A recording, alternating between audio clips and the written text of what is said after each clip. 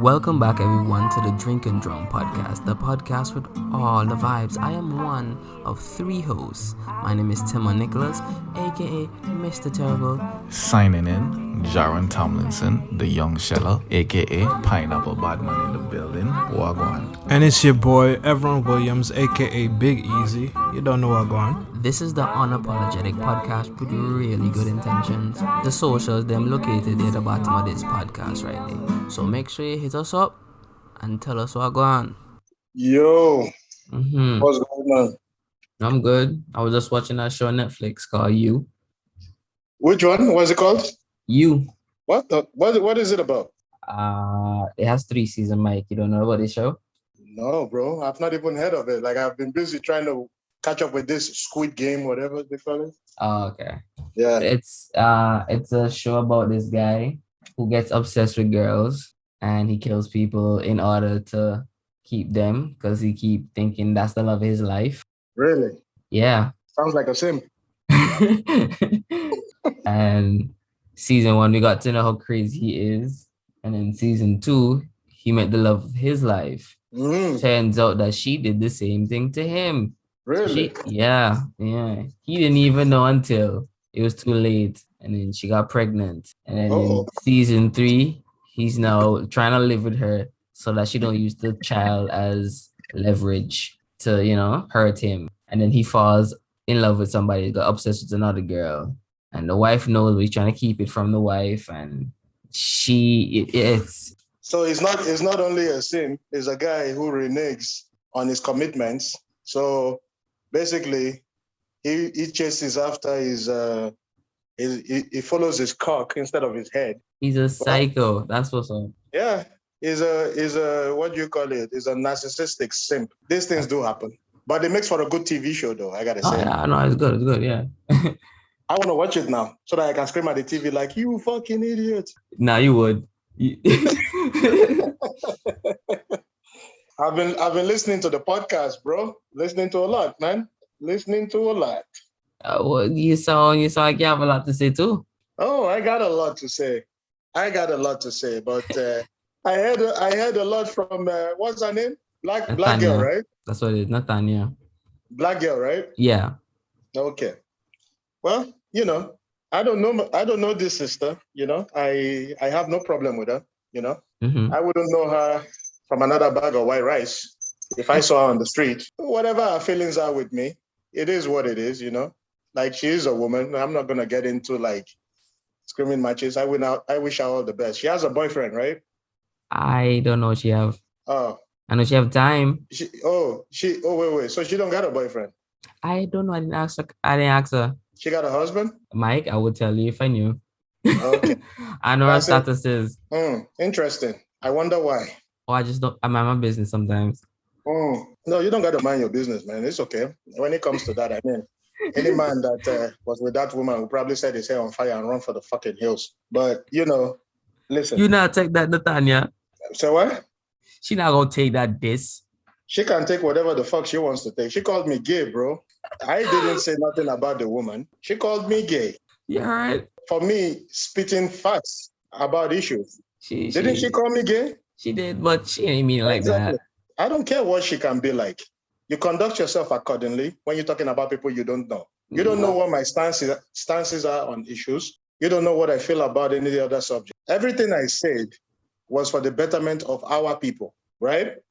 I was saying, because, it's funny because some people like to think like I'm trying to dunk on women, which is not something I'm trying to do. What I'm trying to do specifically is say this. What we have been doing so far, and I mean, when everyone and Jaron get here, we'll get into it more. You know what I mean? Mm-hmm. So I'm trying to touch the surface because I don't want them to miss any, you know what I mean?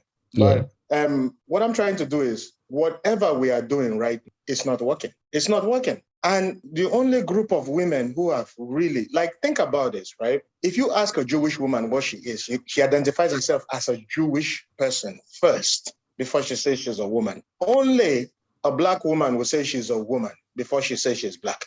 The Black women in this culture have really bought into the nonsense and the what do you call it, the claptrap of feminism, that they've even forgotten who they are. you know. And I'm pretty sure when me and you spoke, you said we'll get into dating, and even me, I got some talk I have to have with you too in some things, right? You know, because yeah, of course. So, you know, I don't hate nobody. Like even this Nathania, whatever she got to say, she can say whatever the hell she wants to say. Like I said, I don't know her. I don't know what she's into or who she's doing. That's her business. But it begs the question, why do you take it so personal? Am I talking about you?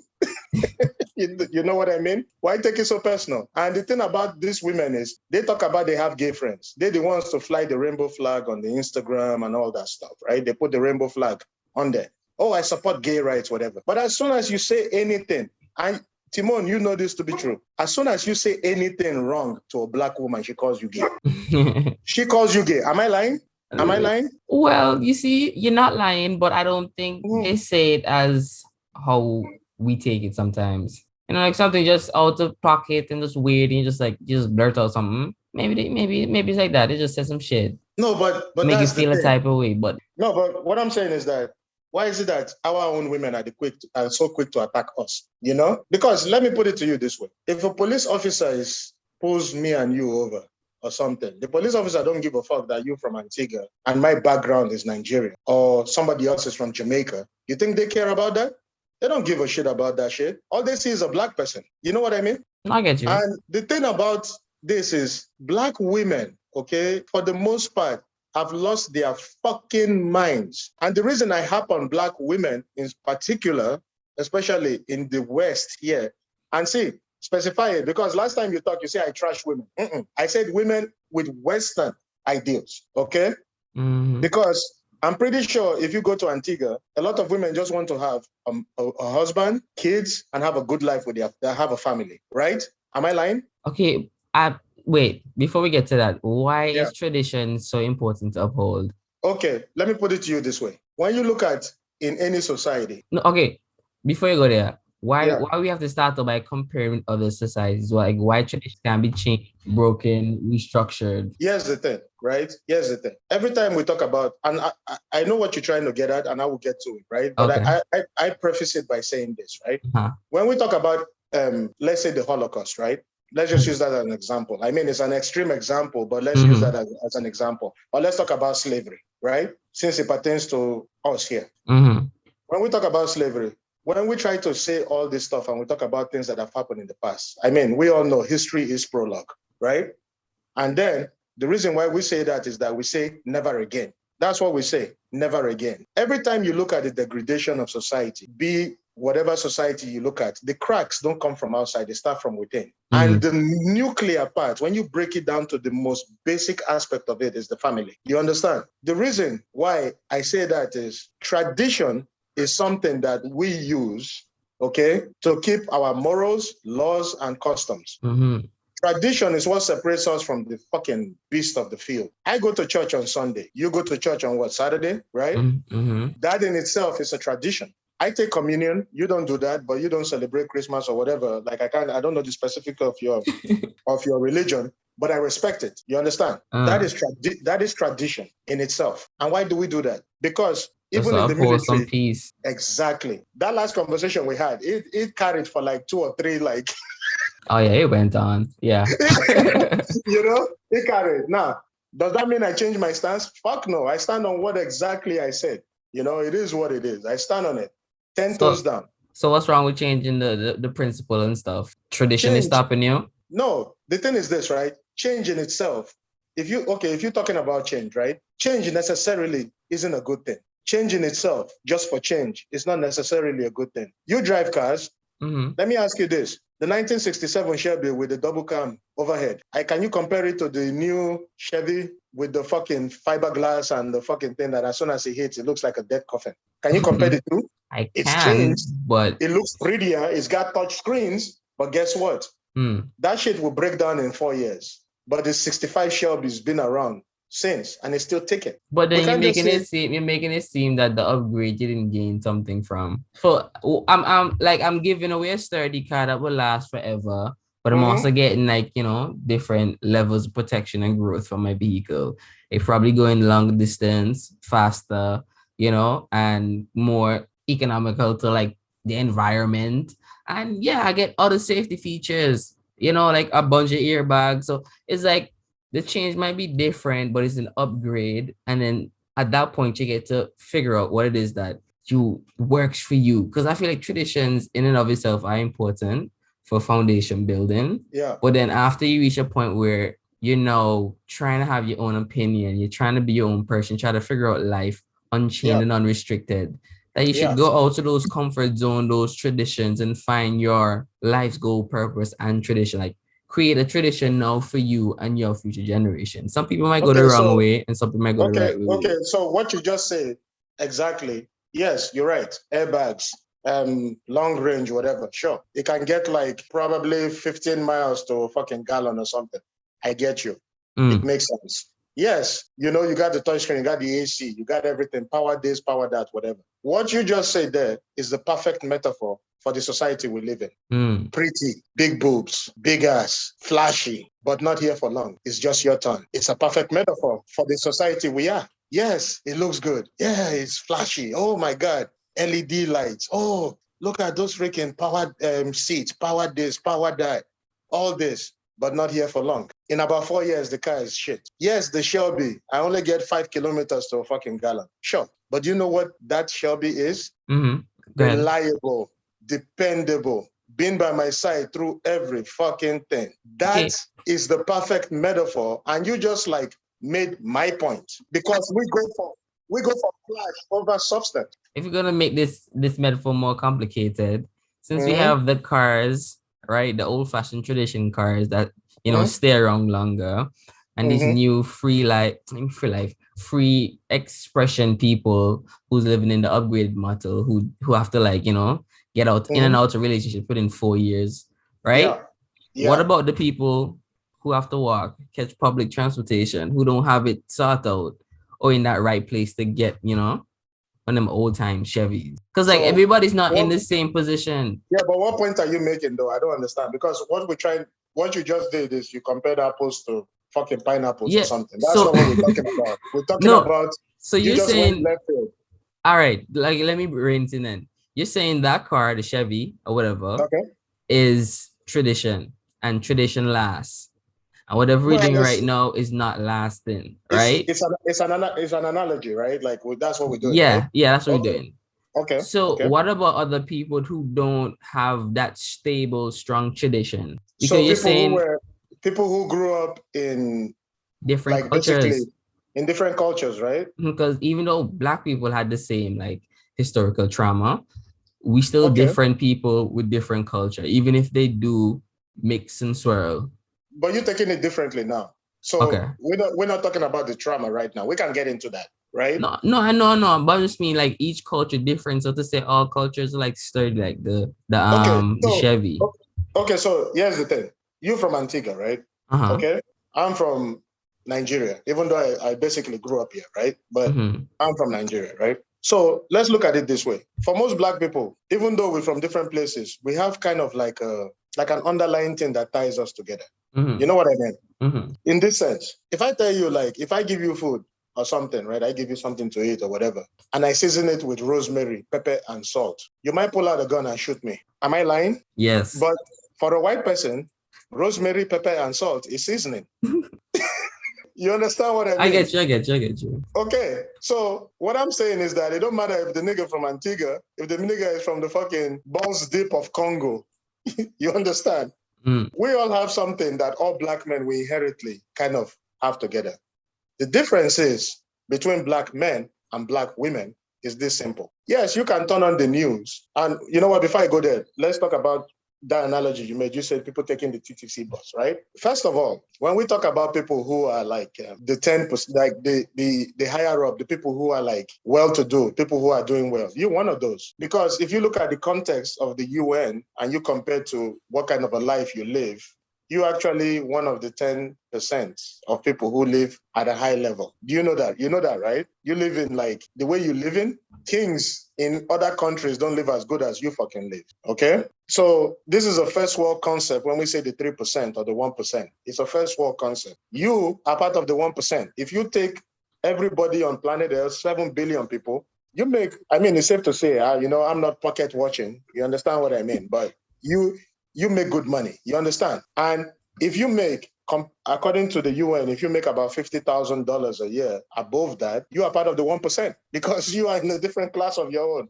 Do you know what a fucking senator in Bolivia makes a year? It's not $50,000. You know what I mean? Nah, but his riches is not equatable by the dollar. Exactly. But that's what I'm saying. Like, you can look at any situation and kind of extrapolate outliers. You know what I mean? Because like when you talk about the richest men in the world, we might say, oh, it's Jeff Bezos, but they have a man that rich in oil, rich in land, rich in everything. Jeff Bezos is not the richest man in the world. That's what they be telling people. But Timon, let's not kid ourselves. There are rich people in the Caribbean richer than Jeff Bezos, but they will never say it because they gotta hide the money. You know that, right?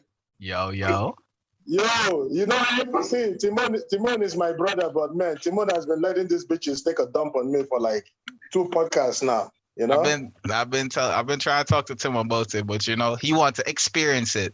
I tell him a wise man learn from other people mistake now, but he know I listen. Exactly. And you know what it is? Is that, man, I got love for Timon. Timon is like a brother, man, And me and him, like, when things get a little more less crazy because of all these COVID restrictions and shit, obviously me and him, we're going to link up and drink like a sailor. But, the thing is, when that chick, Batman.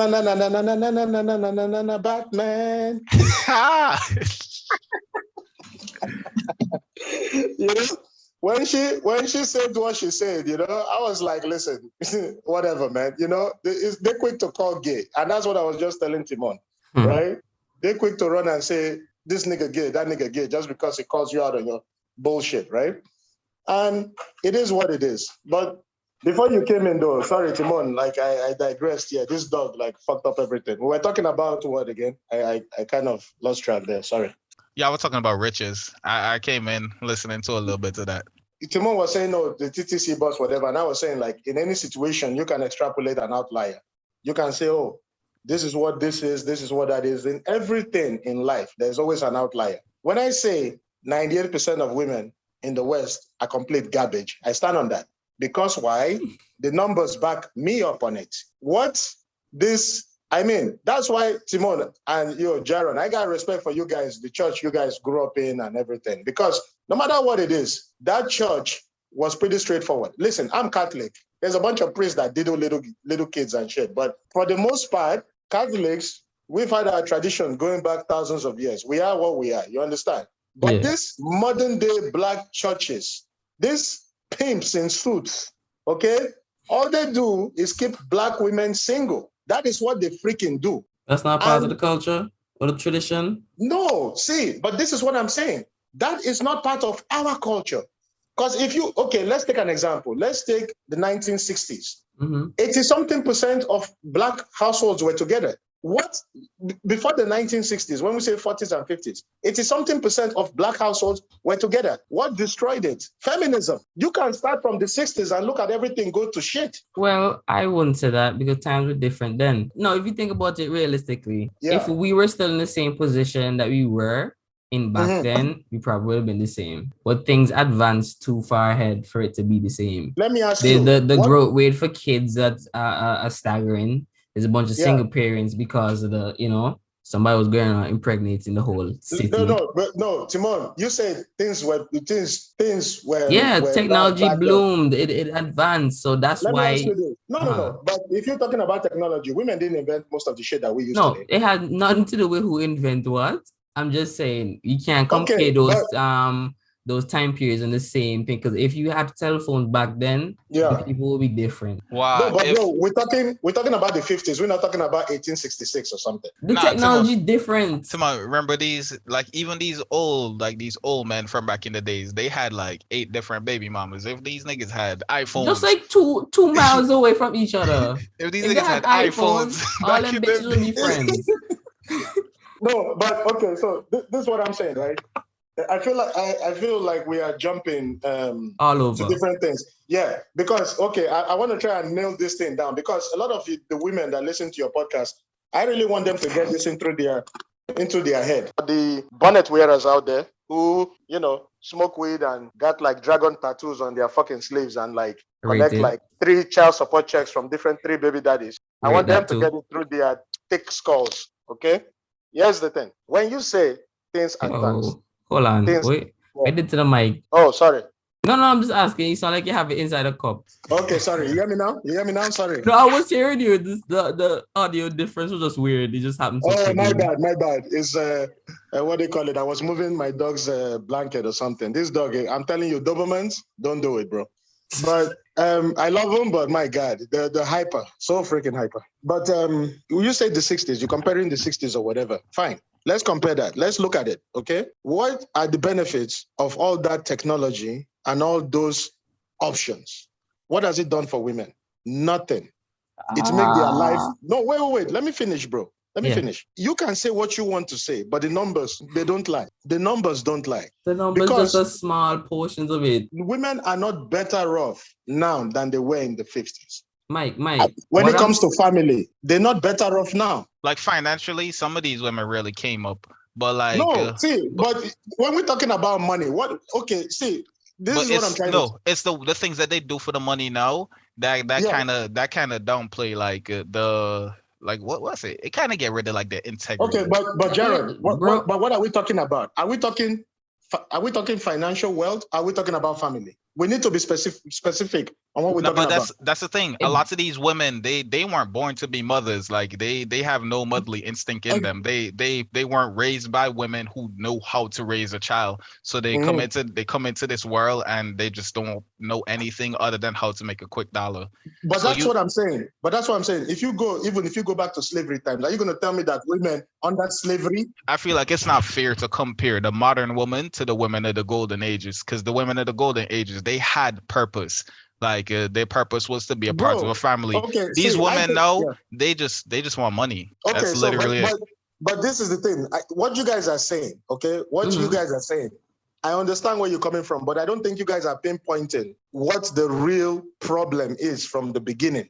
Okay? Tell us, because since we don't see it. No. Listen. Yeah. What you guys are saying, most of it is true. I get it. I know your point of view. I realize that. But you guys are missing the point, because what we're saying is that, are we talking about family? Are we talking about financial independence? Those are two separate things. They kind of go hand in hand. No, they don't go hand in hand. No, okay, that is two completely different things. No, when we're talking about family and financial stability, right? Mm-hmm. I'm looking at it at how does it not work? Because if you have a family and you can't, work this out financially, then the family kind of gets, affected by that. So I feel like it goes hand in hand. Like if you have good amount of money, your children probably gonna live better. Yeah, but then what's your relationship with these children if you have to work hard and you don't really have any time to think? Simon, go back and watch the Proud Family and watch like the Kwanzaa episode. And there was like a homeless family, and they had the perfect relationship with each other. That's because they were homeless, and they actually had time to bond with each other. You as a man and these women out here and they chasing the bag, and that's the only thing they chasing. They're gonna have these babies. They're not gonna take care of these babies. These babies gonna turn to the fucking streets. We seem like we just only checking the negative aspects of these, right? No, when we talk about it. Wait. Yeah. Because when I'm looking at it is we say this is what happened when that person did this, and look how they turned out, right? But we're not thinking about all the people who turned out better in those same situations. So when you say look at the numbers, all I'm seeing is all I see is somebody going and doing some statistics with a bunch of people doing a study. And the people who picking these people could be biased from the jump. And Timon. No, Timon. Timon, I got to call you out on that. Okay, first of all. Okay, sorry. Go ahead, man. Yeah. The people who actually come out to these situations and they actually like become something better, they usually have a support system of a family behind them. Because Timon, I can tell you, if Phyllis and them didn't take me to church, I would have been a worse person. Because I learned something on my time going to church. I learned something because I had to go down on my knees and pray. That teaches you humility. That teaches you how to be humble. Going down on your knees to recognize that there's somebody above you. That teaches you like how to be humble. You a nigga in the street who don't have no family whatsoever, your mother a fucking crack whore, whatever the fuck she is, and you don't have no sort of family to rely on. You don't have no uncles, no big brother, nobody to actually look up to. You're gonna think that you the man once you pick up a gun. You're gonna think that you the man once you start making a little money selling some dope because your parents not really providing to you.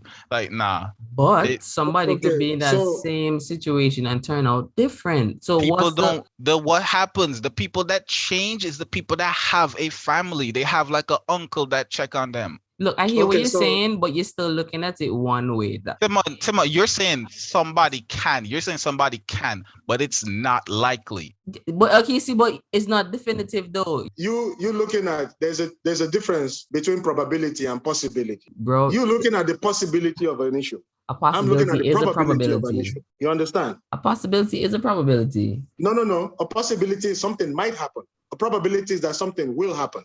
If It it probably follows, will if it happen. follows the 50-50 sequence, it is now a probability. No, but this isn't 50-50. Everything Because is if you look at 50-50. That's chance. bro, Go Timon, ahead, can I go get ahead. my point? Yes, I don't know if I'm yes. Sorry, okay. go ahead. All right. Timon, in order fit. Hold on, let Mike say what he's saying first. He's been Okay. trying. Okay. There's a difference between possibility and probability. Okay.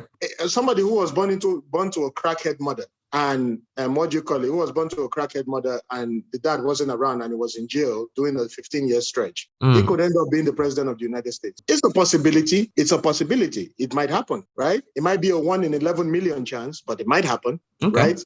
Okay. Lightning strikes twice in the same place. It happens, right? But it's not a probability.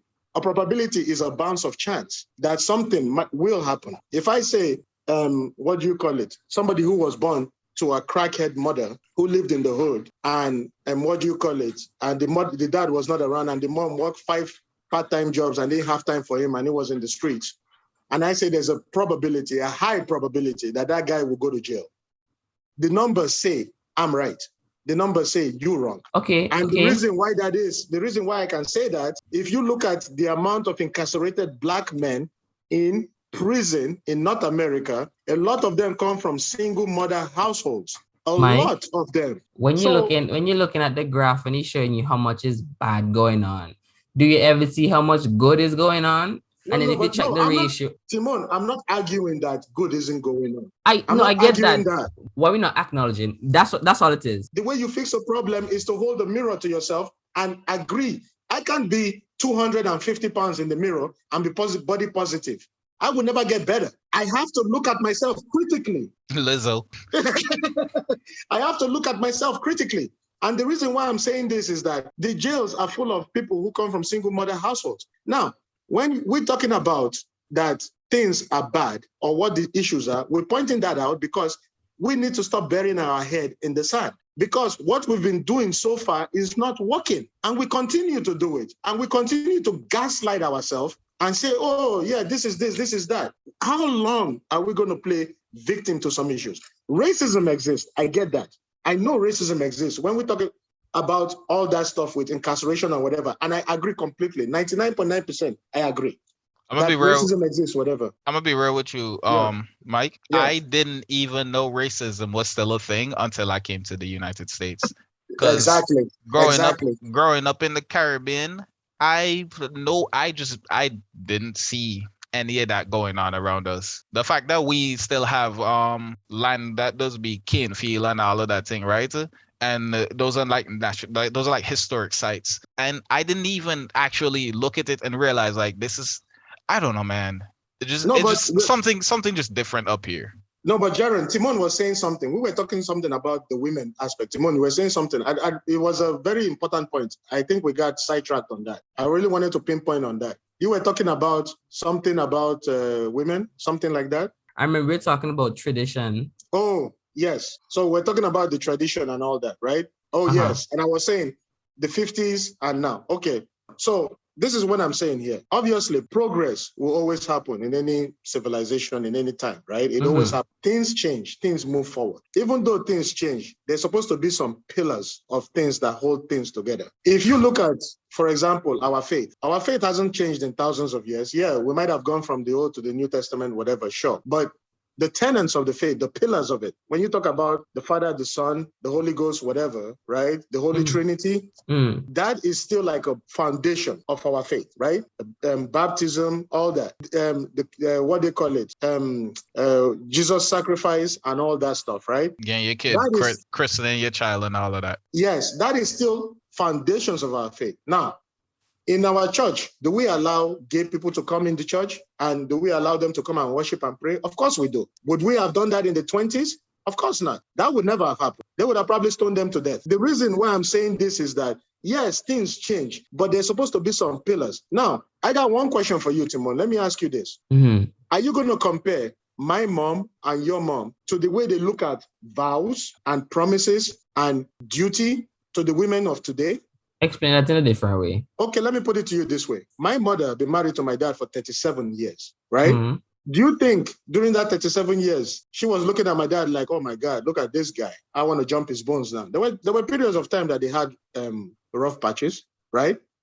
Why did she stick around and say, you know what? I love this man, even though he's driving me crazy in some things. I love this man and I'm sticking it out. Why is that? Because she took a vow in church in front of God. And she took that. I don't think it's just the vow that keeps that together. Yeah, there's the vow, but also too, yeah. But when I'm saying, I will get to the men too, right? I'll get to how men fuck up too. I'll get to that. But the way women looked at vows and things then is completely different from the women today. A lot of the women today, they look at, if you ask a woman, what is the most important thing in a marriage? They say, oh, me, me, me. Everything for them is me, me, me. When you talk about marriage, marriage is not about the individual, not the man, not the woman. It's about duty. That is the number one most important thing, is duty to the sanctuary, the union you two are going into. That is the number one thing. You look at your marriage as a field, you tend it constantly. Marriage is not a stagnant thing, it moves. You have to tend it like a field, like a rose bed or something.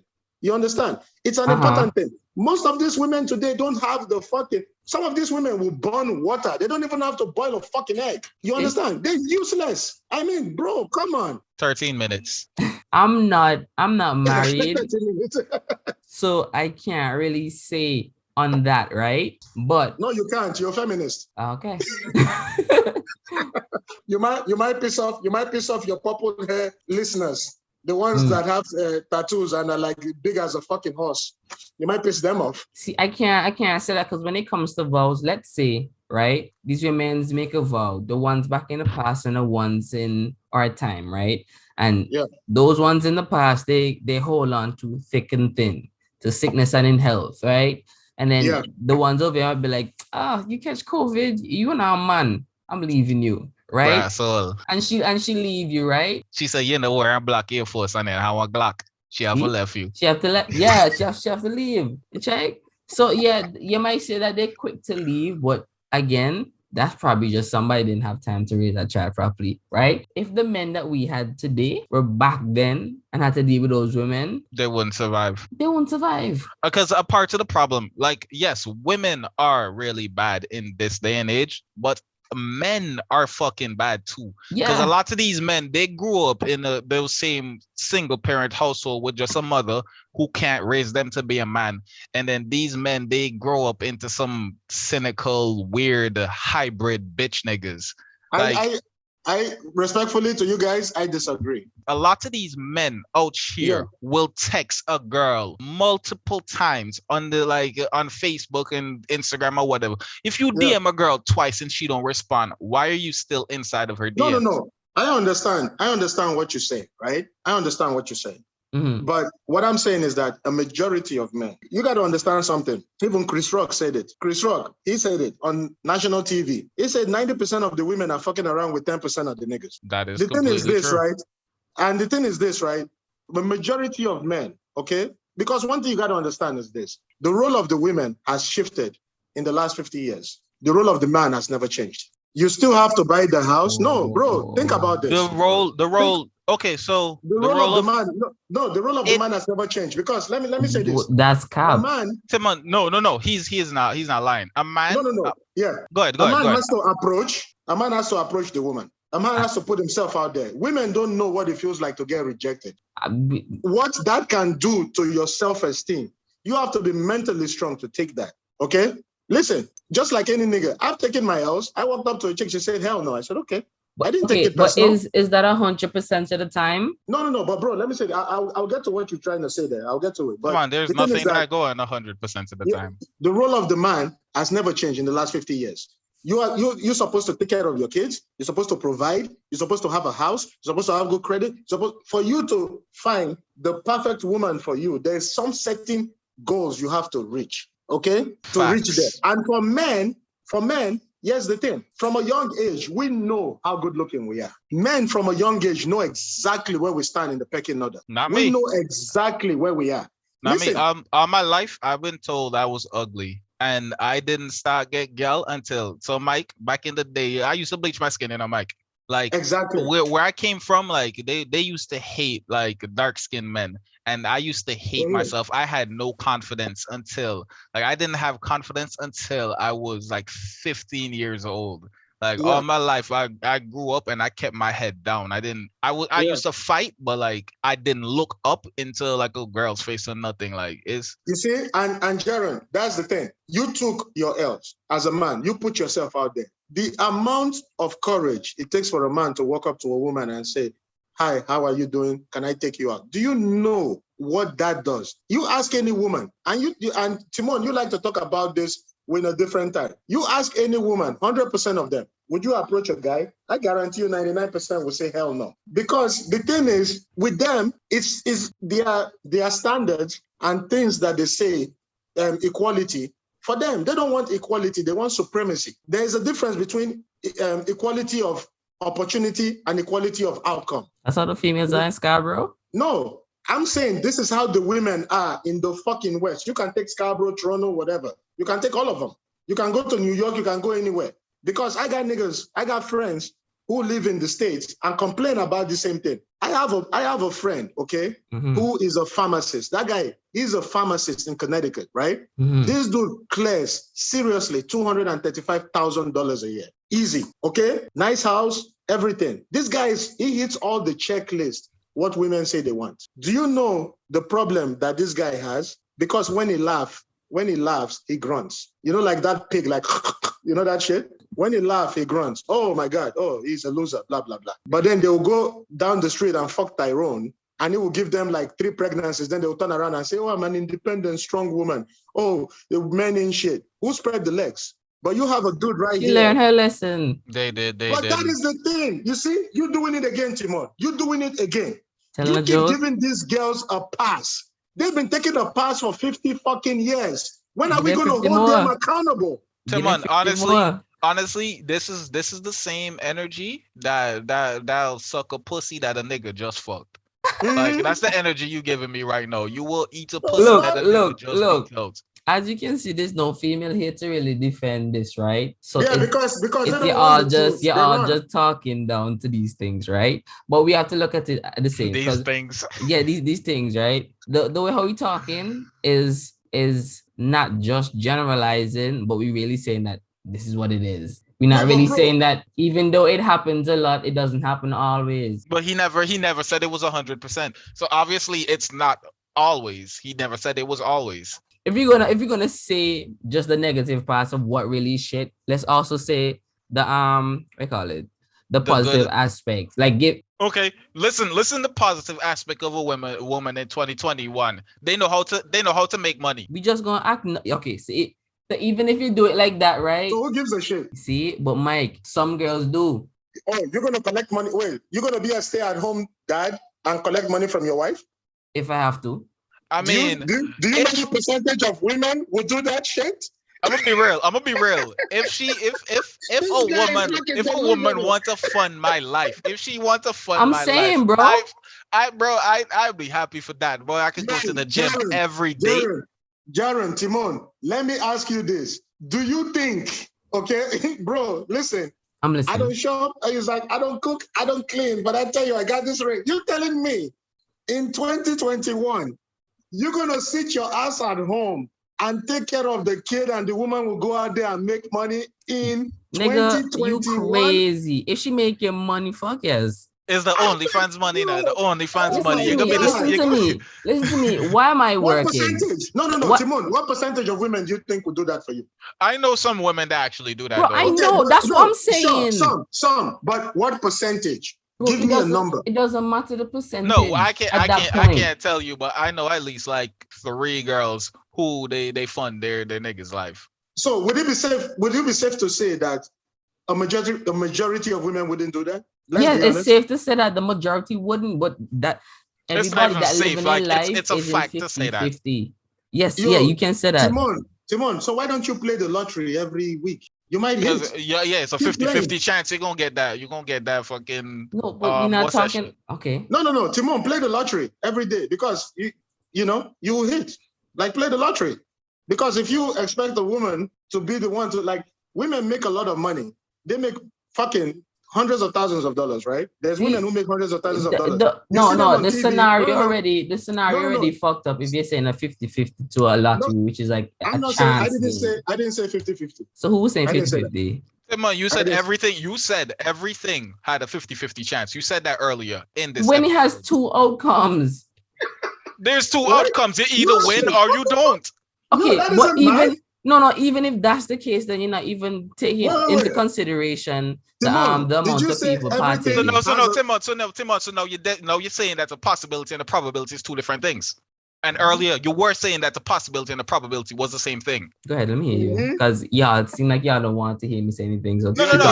I was talking and y'all decided y'all gonna just say y'all point before I finish. You know what John just did to you there? He just got you in an analogical vice grip. No. I can hear by the tone that he think he catch me, but I need him to say what he needs to say. I already said what I needed to say. Could you say it again? You're backtracking on the words that you just said. You said everything was a 50-50. Man, this guy, yo, Jaron, Timon is moonwalking like fucking Michael Jackson at the Apollo in 87. Listen. I'm just saying, say what you're saying again so I can hear you.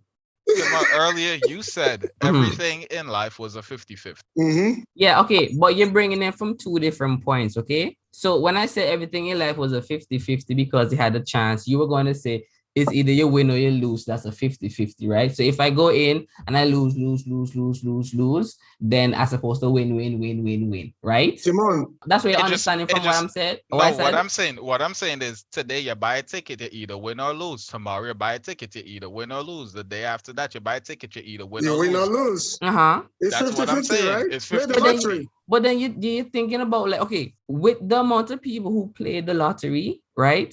I would have to have a lifespan that exceed those people to call it a 50-50 when you check the odds. But bro, you see what you just did there? It's a 50-50, but it's a 50-50, but not on the scale. It's like saying there's a half, but then you're not considering all the percentages. Bro, you hear I'm talking, right? But that was a lawyer's dodge. Listen. Let me say what I'm saying.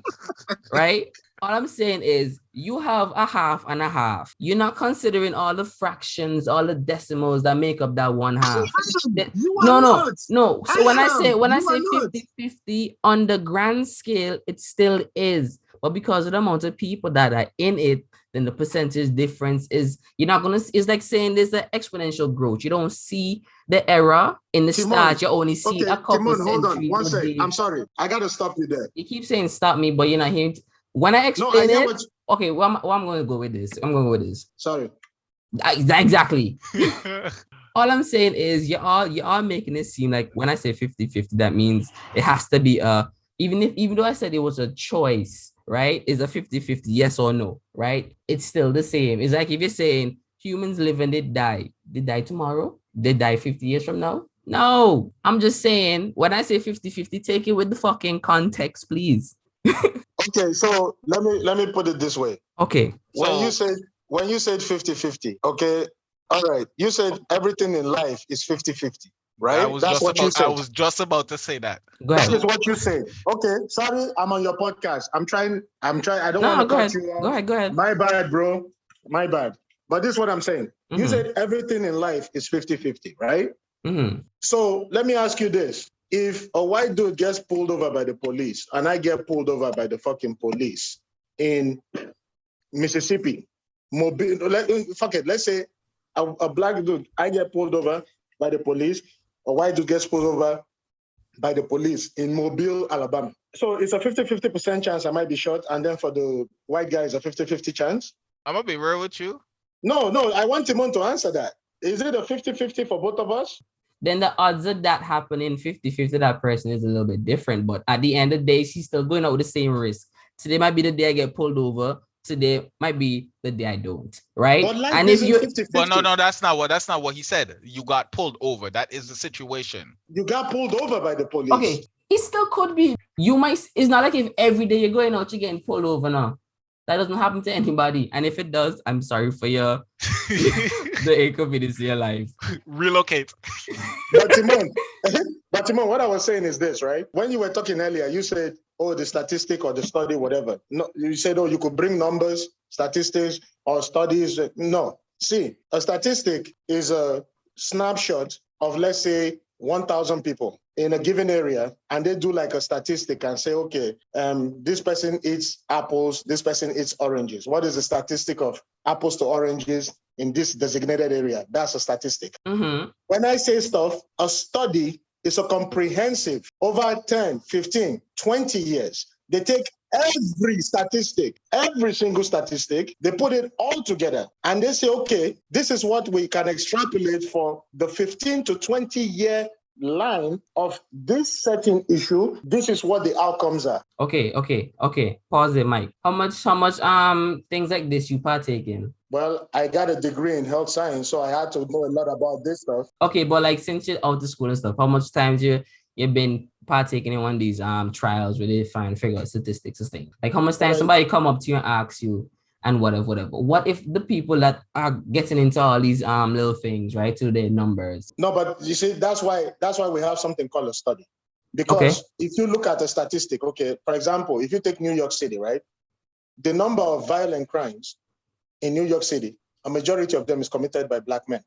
Let's use the old example, because I think we're coming off too far, because now you're just picking examples that work for that situation. No, I didn't say that. I'm trying to say, okay, if you take the violent crime, it's committed by Black people, right? In New York, right? That is a statistic.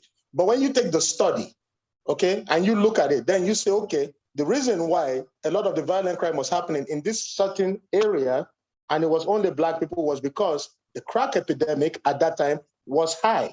Mm-hmm. You understand what I'm saying? So the study gets more into it, and it gives more of an in-depth analysis of any given situation. Yes, it gives a bigger, broader view. That's why we have studies. I don't look at statistics, because statistics can be skewed in one way or the other, right? You look at studies and you look at it over a few years and you say, okay, this is what it is, this is what it is. And they take a snap, they take like 10,000 statistics from different single areas. The statistic is something completely different. It's just a snapshot because it's not reliable. So when you say everything in life is 50-50, that is not even close to being how it is, because not everything in life is 50-50. There are things that you can look at. You can look at the probability and say, okay, this is going to happen. If I'm driving down the road and I'm going 202 miles an hour or whatever the fuck, and it's wet outside and it's fall, so that means that there's a bunch of leaves that are falling on the ground and it was raining, we can kind of say, okay, that shit ain't 50-50, that I'm weaving through traffic with all those conditions. I'm probably going to crash. It's a high probability that will happen. That ain't 50-50. Bro, everything in life is a probability, which makes it a 50-50. And if you give it time, it will be a possibility. Timon, I don't think you understand what I'm trying to say. I hear what you're saying. But okay, even if you're looking at the studies and it's this way, what about when it swings the other way a couple centuries from now? That is why we call it a study, because it happens. We agree to that. When back in the Bible days, when they were doing a study, we still have the data for that century, that period, that wherever span of lifetime that we don't have records for. I just want to know. Let me ask you this, right? Because you said everything wasn't 50-50 after whatever, but now you're saying everything is 50-50. So now I have a revolver, right? That's what I was saying. Listen, I have a revolver. Yeah, you just said everything 50-50 again, and you said that earlier, but then I was saying everything isn't 50-50. that you said that after we pull up on you about something else, but I don't really remember that. That's in About the past. studies. Okay, so now Timon, I have a revolver, right? Spin barrel. No, I put in one bullet, right? Spin that shit and I put it to my head and I squeeze the trigger. It's a 50-50 chance that they gonna hit me. Like it's a 50-50 chance I'm gonna blow. Yeah, One one bullet in bullet, there. but there's five rounds. It's a Like 1 in five 6 holes. chance. Or It's a six. 1 in Do 6 you chance. fucking Hey. deal with ratios? You see what I mean? It's Nah, Because Timon, Timon, you're it's saying because everything is 50-50. You said you're saying everything everything is is 50-50. 50-50, but in that situation, everyone. it wouldn't be Is that 50-50. everyone? It would be like 1 in 6 chance. you never do this study in physics when you have to put 100 pennies in a jar and then toss them out and then count to see how many heads are up, how many heads if it's on its heads or tails. You never did that study in school, high school.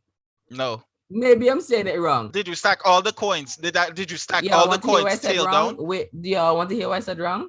Because Jaron Clay didn't hear fucking jar full of coins. Why am I going in there planning them up, stacking them up on each? Why the fuck would I do that? It's pennies. Because Timo, how you gonna say it's 50-50 if it's not fucking fair? Timo, if you put everything in there, tails down, and then you smash the jar, whatever the fuck you say you're gonna do, you really think that you're gonna have like a? So you're saying if I stack 50 up and 50 down and I toss it in the air?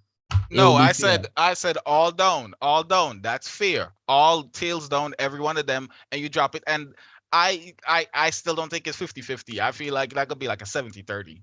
So if you're saying if I put all them oriented the same way, when I throw them up in the air, they're all going to spin, fall, and be the same distance from the ground to make it equally spinning. Timon, you realize you said that, not me. Listen, that's what I'm asking. I need you to clarify if that's you what you're saying. realize you said that. So not what me. did what How I are just you said? going to say?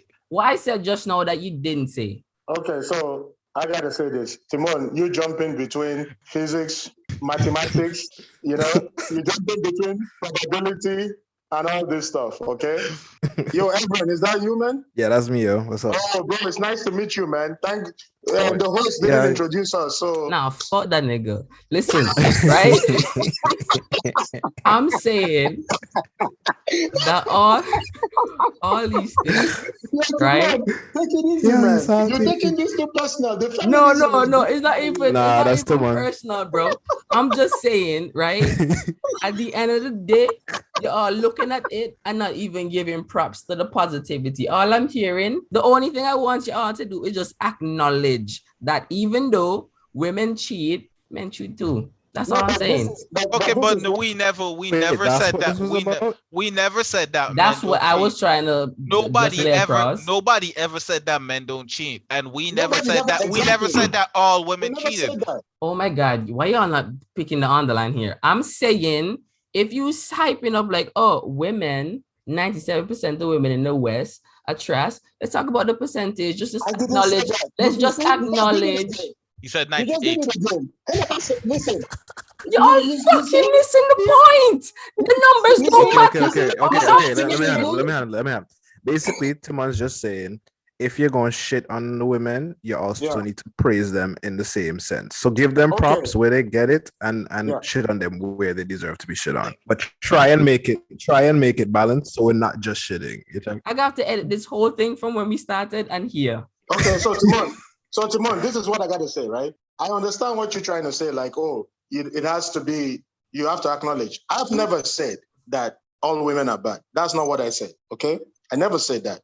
I say that. All of my bad, no fuck.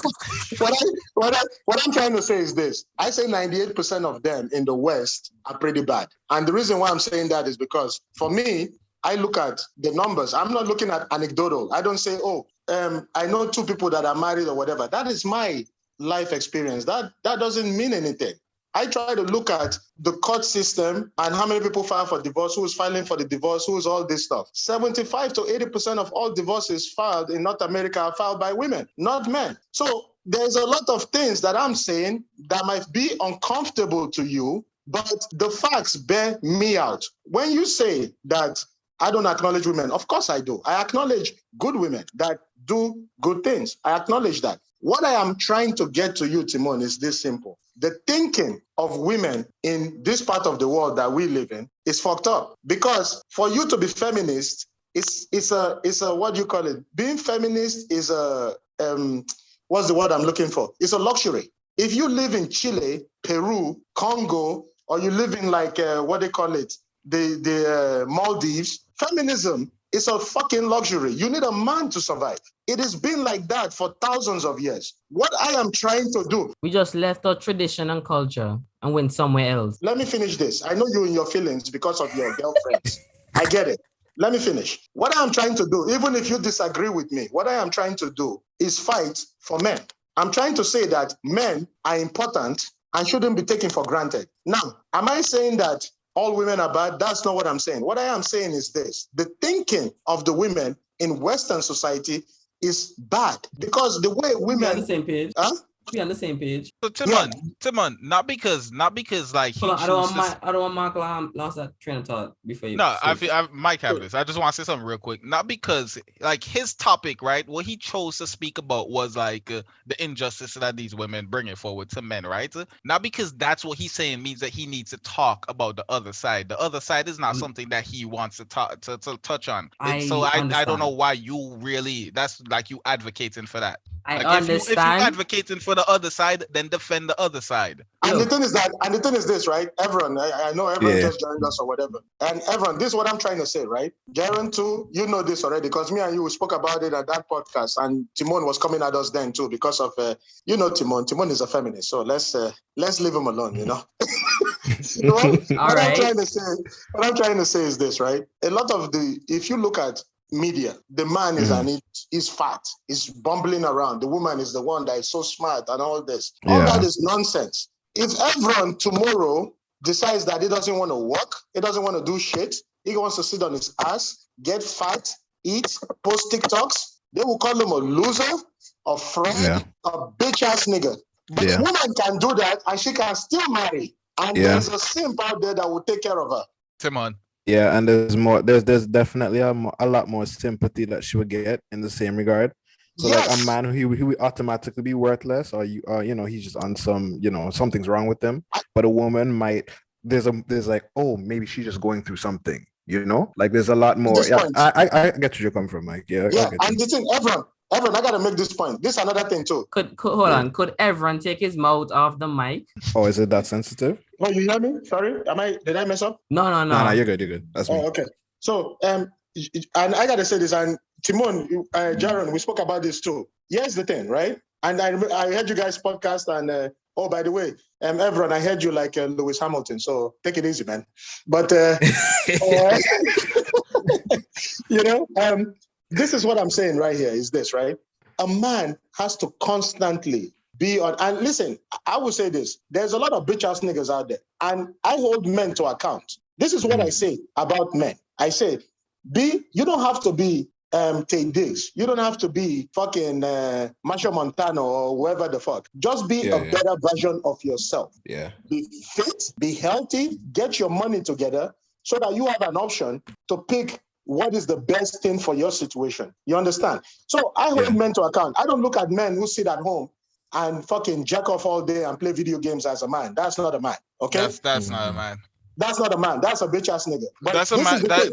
They don't have no self-value. They don't have no self-control. No aspirations. No, they don't want to do. Yeah. Yeah, they got testicles like raisins. So that's not a man, right?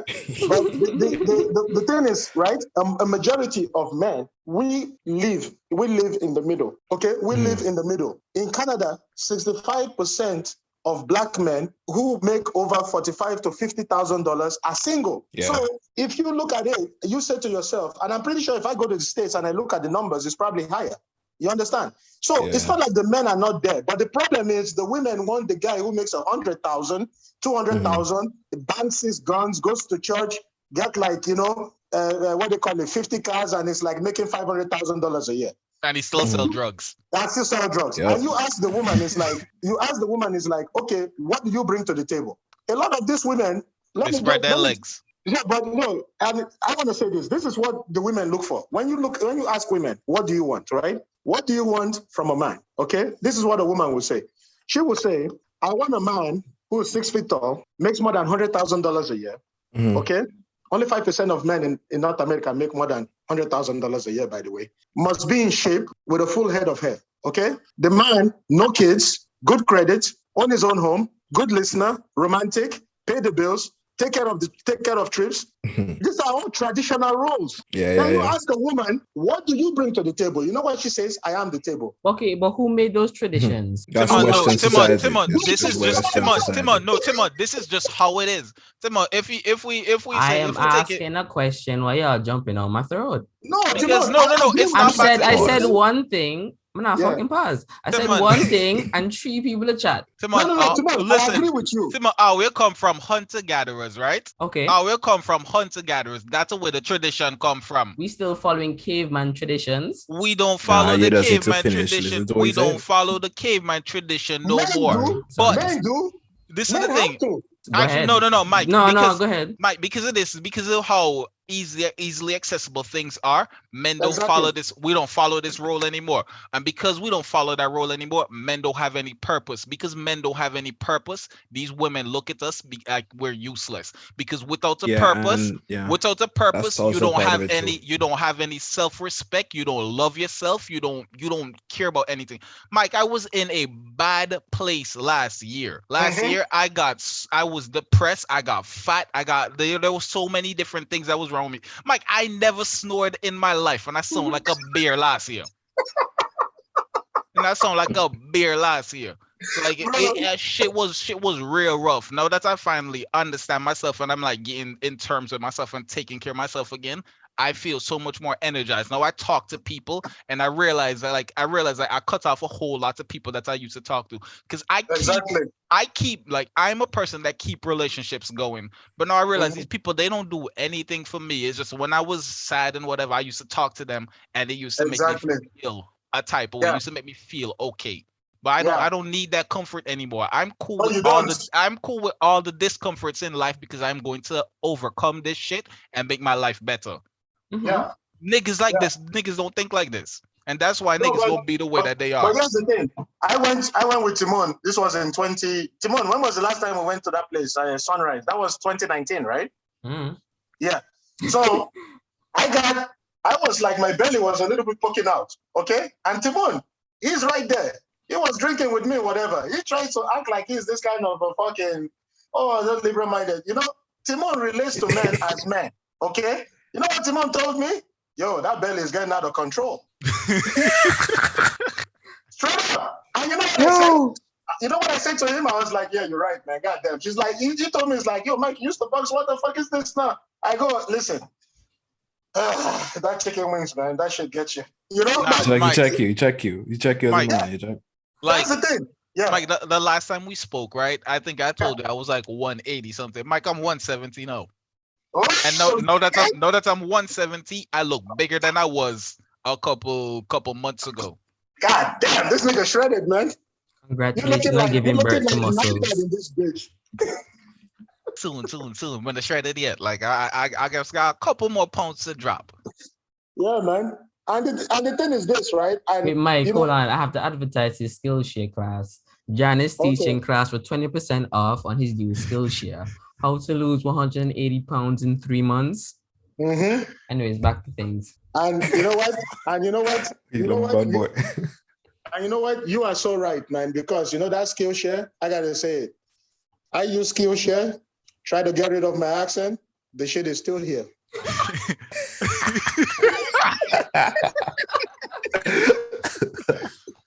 I wish we had an accent that was as strong and defined as y'all. Because Jaron, we do, you just don't hear it. I don't know, dog. I swear to God, for me, accent wash with no fuck. Dog, you think so? Because we sound normal. I love your Antiguan accent. It's like amazing. It's not quite Jamaican. You know? Nah, that's it. Yeah. Thanks, not a white person. It's like if you were to relate it to something, you would say Jamaican, but like it's not that. But like you don't know what it is, so you might as well just say Jamaican. You guys might shit on me for this, but sometimes when you guys talk, you guys sound like you have like this. There's like this Italian undertone. Like you know the way like Italians like pronounce some words. I know what you mean because I feel like Italians, they speak in cursive, and when we talk, we speak in cursive too. Because like a lot of our words, emphasis where we want to put it, and a lot of our words combine with each other of us. Because like me and Erica, they walk down the road, right, and she tell me something. I was like, I just say what? I said, me, she asked me once again. I said, I don't know. I don't know. Yo, man. And listen, that's the thing. Erica, man. Oh, man, that girl. I hope one day I meet her, I'll be like, yo, you are popular. You want to do something? I introduce you to the gym now. She gets into the gym life. The girl left me. That's good. Makes sense. Makes sense. That's good. That's how you build a bond. You do something you both love. You know what I mean? That's how you build a bond. And listen, the thing I'm saying is this, right? Like, listen, guys, even if Timon disagrees with me, right? And listen, me and Timon will get drunk and we will argue for fucking hours, okay? Like hours about shit, right? And 80% of it is religion because he says, like, I'm Catholic and it's like, you guys are full of shit. All you do is rape a little boys. I say, hey, listen, like, I get it. You got me. Continue. So, but listen, Timon, even though you don't agree with me, I'm on your side because I'm on the men's side. Because for 50 years, and everyone, maybe you didn't hear me say this, for 50 years, as a man, our roles have not changed. It hasn't changed. And this is the thing. When I went to marry my wife, right? Obviously, it's a traditional thing, whatever, fine. But we met each other, right? Because, and you see what Timon was saying earlier, like, shouldn't things change? Okay, back in the day, right, in Africa, right? Or even I can guarantee maybe in the Caribbean too. Both families will kind of find out about each other and they will link up and it's like families marry, right? You know what I mean? But things change. Yeah, things change, right? So now it's like I met her in the bank because I was doing business and Timon knows, like I own a hotel and supermarkets back in Nigeria, right? And I went to do my banking to do, deposit some money, because hey, niggas getting paid out here, But hey, I went to deposit and I met this chick. I said, God damn, this woman looking good. And she went back to grab some forms and I was like, damn, like the ass was like, babe, if you hear this, I'm sorry, I just had to say it. But because the last time I spoke, she listened to the podcast. Oh boy, but it is in trouble.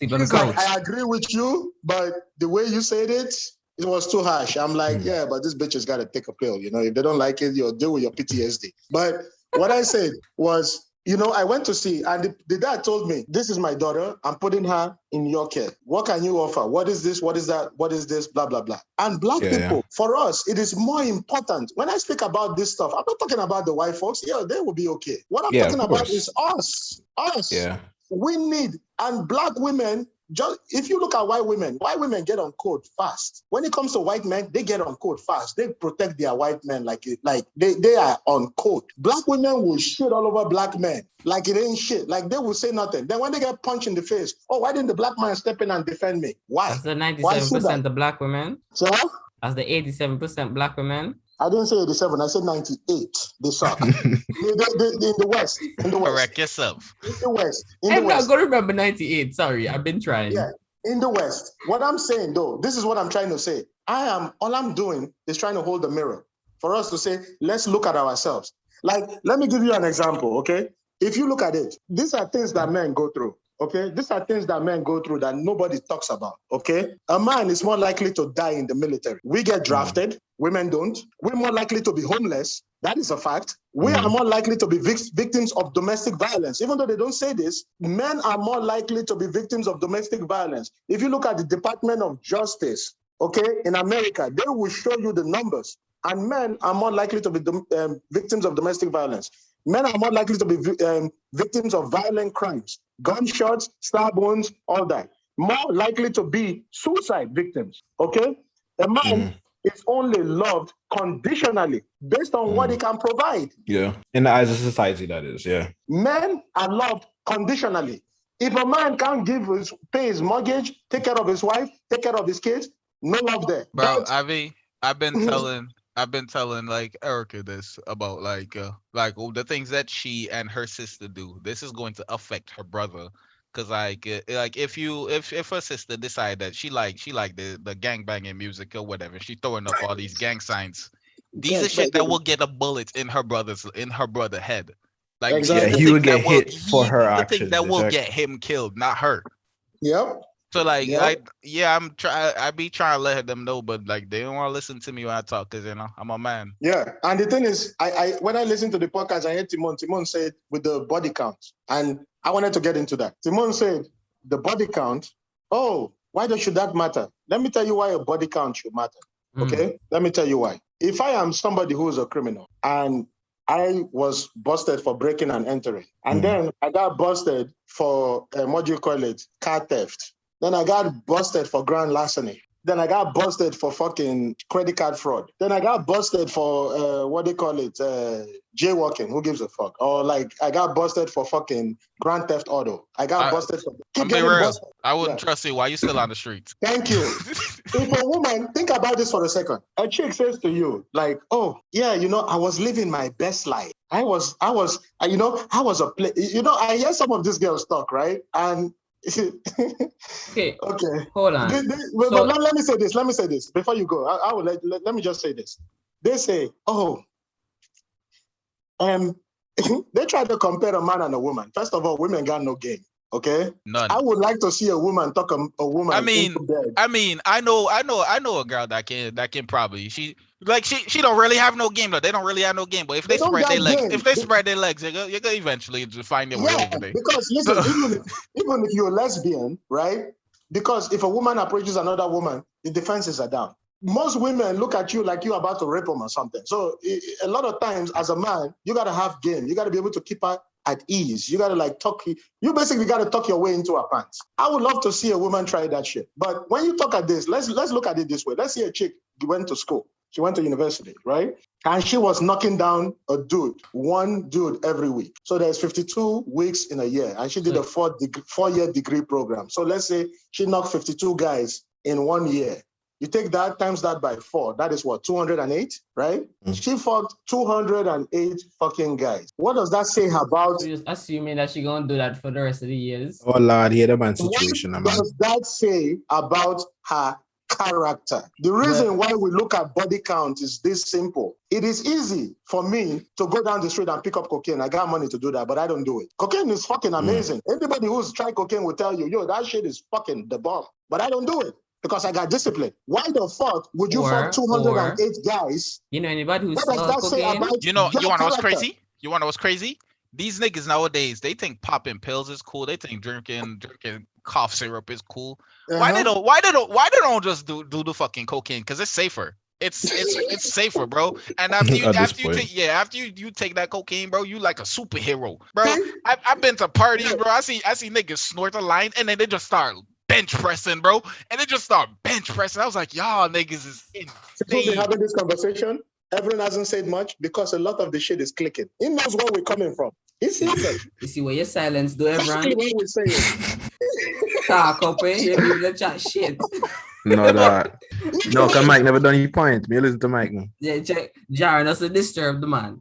No, see, Timon, the reason we say body count, we don't ask it. I'm not going to ask a chick, you slept with this thing. Listen, I don't know about no woman. My wife, I know. Because, listen, before you marry, you spend $45,000 on a fucking wedding. Your family does investigations. And that shit, the tribe is very small. Everybody going to know every fucking thing. You understand?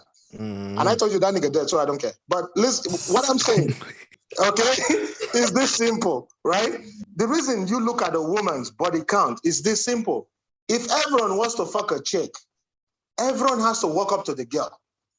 He has to be like, hey, how you doing? He has to do all this stuff, talk her down, be like, hey, how you doing? Get her comfortable, get her friends comfortable, all this shit, whatever. He shouldn't buy her a drink though, because he just met the bitch. Fuck that. Don't buy her a drink. But, just talk her down. And then he has to spit game. A nigga you gotta have game. Facts. With a woman, all you gotta do is spread your fucking legs. The dicks will come. If body count is important, right? That's why you ask. No, it's not important. It shows your discipline. It shows your fucking discipline. So you're saying, I'm just trying to figure out that in order to have discipline, your body count has to be low. Yes.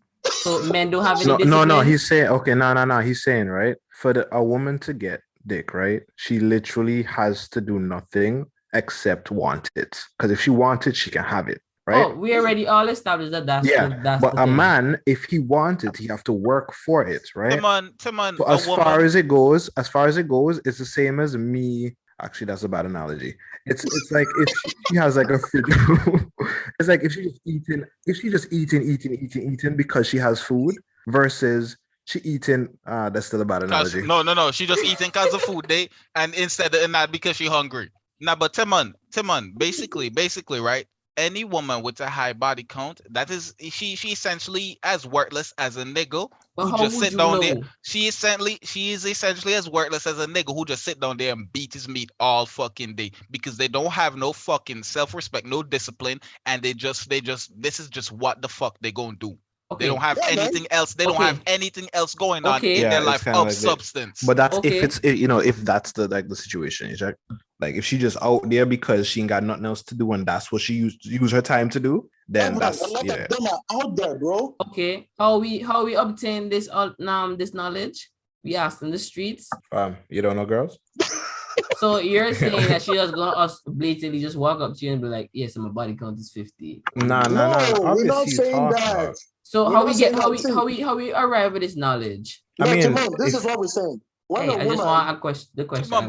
Before you talk to a girl, I know you get a little background information, but you know, or you just walk up to she and say, yo, gal, walk on, come get your number. Okay, so you ask question because a podcast ago, Jared was saying it's insecure for a man to ask a woman her body count. No, that's bullshit. Like, why I want to know? No, it is. It depends on what your goal is, though. What's the outcome? What the outcome? Why are you insecure that you have to know this is what it is? Because it's not insecure. If it's something that's important to you, then it's important to you. It don't have nothing to do with insecurity. Yeah, Timon, nobody. I'm just trying to figure out based on what Jared said. I never said it's insecure to ask a girl her body count. I just said I personally wouldn't ask a girl her body count because I wouldn't either. That's information I don't really want to know. It's a key factor in choosing the right woman. No, but see, Timon, this is what we're trying to say here is this. Timon, you know, these conversations come up once you and somebody are comfortable with each other. Yeah. But you don't come up, red flag. Yeah, this is what I'm trying to say. When you're in a relationship, right, with a woman. Okay, when I was single, right, babe, if you're listening, this is a long time ago. But, that's two notes. Yeah, I gotta say that because you know I would like to say this on the record. I love my wife. Buy Manscaped 20% off, Lawnmower 3.0. But anyways, this is what I'm saying. When you meet a woman, right? Here's the thing. When I was dating this chick, I went to a house and we had fun, whatever. And I fucked the chick, whatever. And then I was like, oh, okay. I was in the washroom, right? I took a shower, whatever. I'm like, oh, babe. I was like, yo, could you bring me? Her name was Liz, right? Elizabeth. I'm not gonna say her last name. I will text you guys the last name later on. But Google it. Yeah, I'll text you guys the last name so you guys can Google it and see the bitch. But I was in a house and I was like, I took a shower, whatever, and I had undressed, whatever, but I had my jeans and my t-shirt in the bathroom, right? But my boxers, I had taken it off in the bed, right? Because we started in the washroom and kind of walked our way to the bed, right? But I told her, oh, could you bring me my boxers? She brought me the wrong boxers, bro. Bomba. What if she just went out and bought them? Nah, bro. The boy left the boxers in the bed within them and get on the session and she go back in the bed. No, I see what you're saying. I'm trying to look at the possibility that y'all wrong. I got boxer briefs. She brought me boxers, man, with a hole in the bottom. I was like, God damn, what the fuck? What is this? The Jack. Them gal are bad. The Jack. My girl didn't even clean the sheets. Same sheet, no. She was like, oh, it's yours. It was on the edge of the bed. I'm like, edge of the bed? What? How many boxers? She couldn't even say, oh, this is mine. She didn't even change the sheets, bro. She was fucking me and she was fucking another nigga like, how you feel, Mike? How that shit make you feel, Mike? You know what? I have a lot of PTSD, Jerry. Everyone, I talk about this, man. I wish I could go to the VA hospital. But they won't take me because I'm a conscientious objector. But and that's what I try to say to Timon. Timon, he looks at, and I told him this, he looks at the world through like a gynocentric lens. He's been poisoned. He's been poisoned by feminism Kool-Aid. It's four guys talking about a woman, and we don't have a woman's perspective. Oh, like women don't do that too. Shit on niggas like fucking. Yeah, but what we trying to do? Be the same? No, see, I'm just saying. Timon, think about this. CNN, ABC, NBC, women control the whole fucking media. They talk shit about men for days. Toxic masculinity, this, that. Oh, men are this, men are that, men ain't shit, blah, blah, blah. A woman gets 3 baby daddies and everybody says, oh, men ain't shit. Who spread the legs? Bro. And we're going to say to her, like, listen, maybe obviously, Mike, obviously, niggas fuck the same woman and didn't learn. Obviously, the bars he was spitting spread her legs. Like, it's that simple. That nigga game so good, like her legs just open up. Like, it's respect. Yo, question to the man. I have a question, right? Yeah. When y'all dealing with a thing, right? Like a new thing, do y'all judge the potential of where this can go based off of how easy she give it up? Yeah. Of course. I already judged it before nature. I get it. Not really. Yeah, okay. Because I feel like you don't have enough information about me. You don't know me enough for you to be in the situation with me right now. And if that's the case, I feel like this connects to what Mike was saying with the whole like the type of the body count thing. Because then the fact that I realize how easily I got through, my next thing is gonna be like, yo, what's the mileage on this? See, that's not the thing. That's not the thing, right? I feel like, right, because I am a flirt. I'm a flirt, bro. I'm a flirt, and I feel like I carry a lot of sexual tension with it. Should I say that? Maybe not sexual tension, but a lot of sexual energy with me. So now I come talk to a girl, right, or whatever, and then like the type of way that I'm speaking to her and like everything, like it's I expect them to actually give me like the pussy within like 4 or 5 days, honestly, because that's because your confidence in your ability to do that, you check. Yeah, it's because you. But then that's when you out there to like, what's your motive? Is your motive is to get the bums, right? I truly. Or are you trying to build something? Or are you just trying to see where it goes? I truly don't know, dog. I just flirt a lot. I don't know. My dick takes me where the force goes. So he goes, I follow. Hey, Jaron, it's not about if you have to go, but the will, young grasshopper.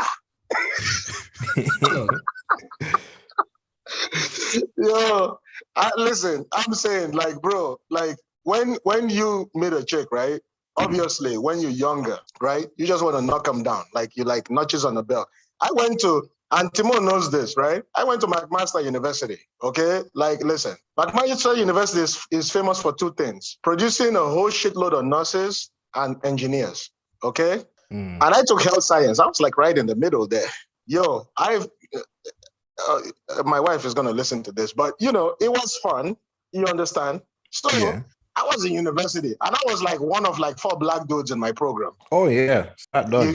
You understand, right? You see where I'm going with this. McMaster? Ooh. Yeah, exactly. so you know what you in Canada here? I'm not right now, but yeah. You live in Canada? Yeah, I do. Oh shit. Okay. Yeah. All right. So I went to McMaster. So you know what it is, right? And oh yeah, definitely. The reason why Timon doesn't understand where we're coming from is this, right? Timon looks at it like we coming to the table and having a conversation, men and women being fair. We're coming to the table equally and we're bringing our best hand and saying, okay, this is the issues, let's deal with it. Bro, that boat don't sail since 1975. Yeah, women are not coming fair. They're coming for your fucking money. Mm-hmm. They're coming for your pension. They're coming for all that shit. And the problem is that with men, it's in our nature. You want to know, and listen, let me talk to all the women who come on your platform and talk, and they don't know what the fuck they're talking about. Let me talk to them so that they understand something. Do you know what men, the number one thing that gets into men, that make men feel like a man? Being useful, okay? Being fucking useful. If you are in a jam or you have a situation, a man wants to feel like a man.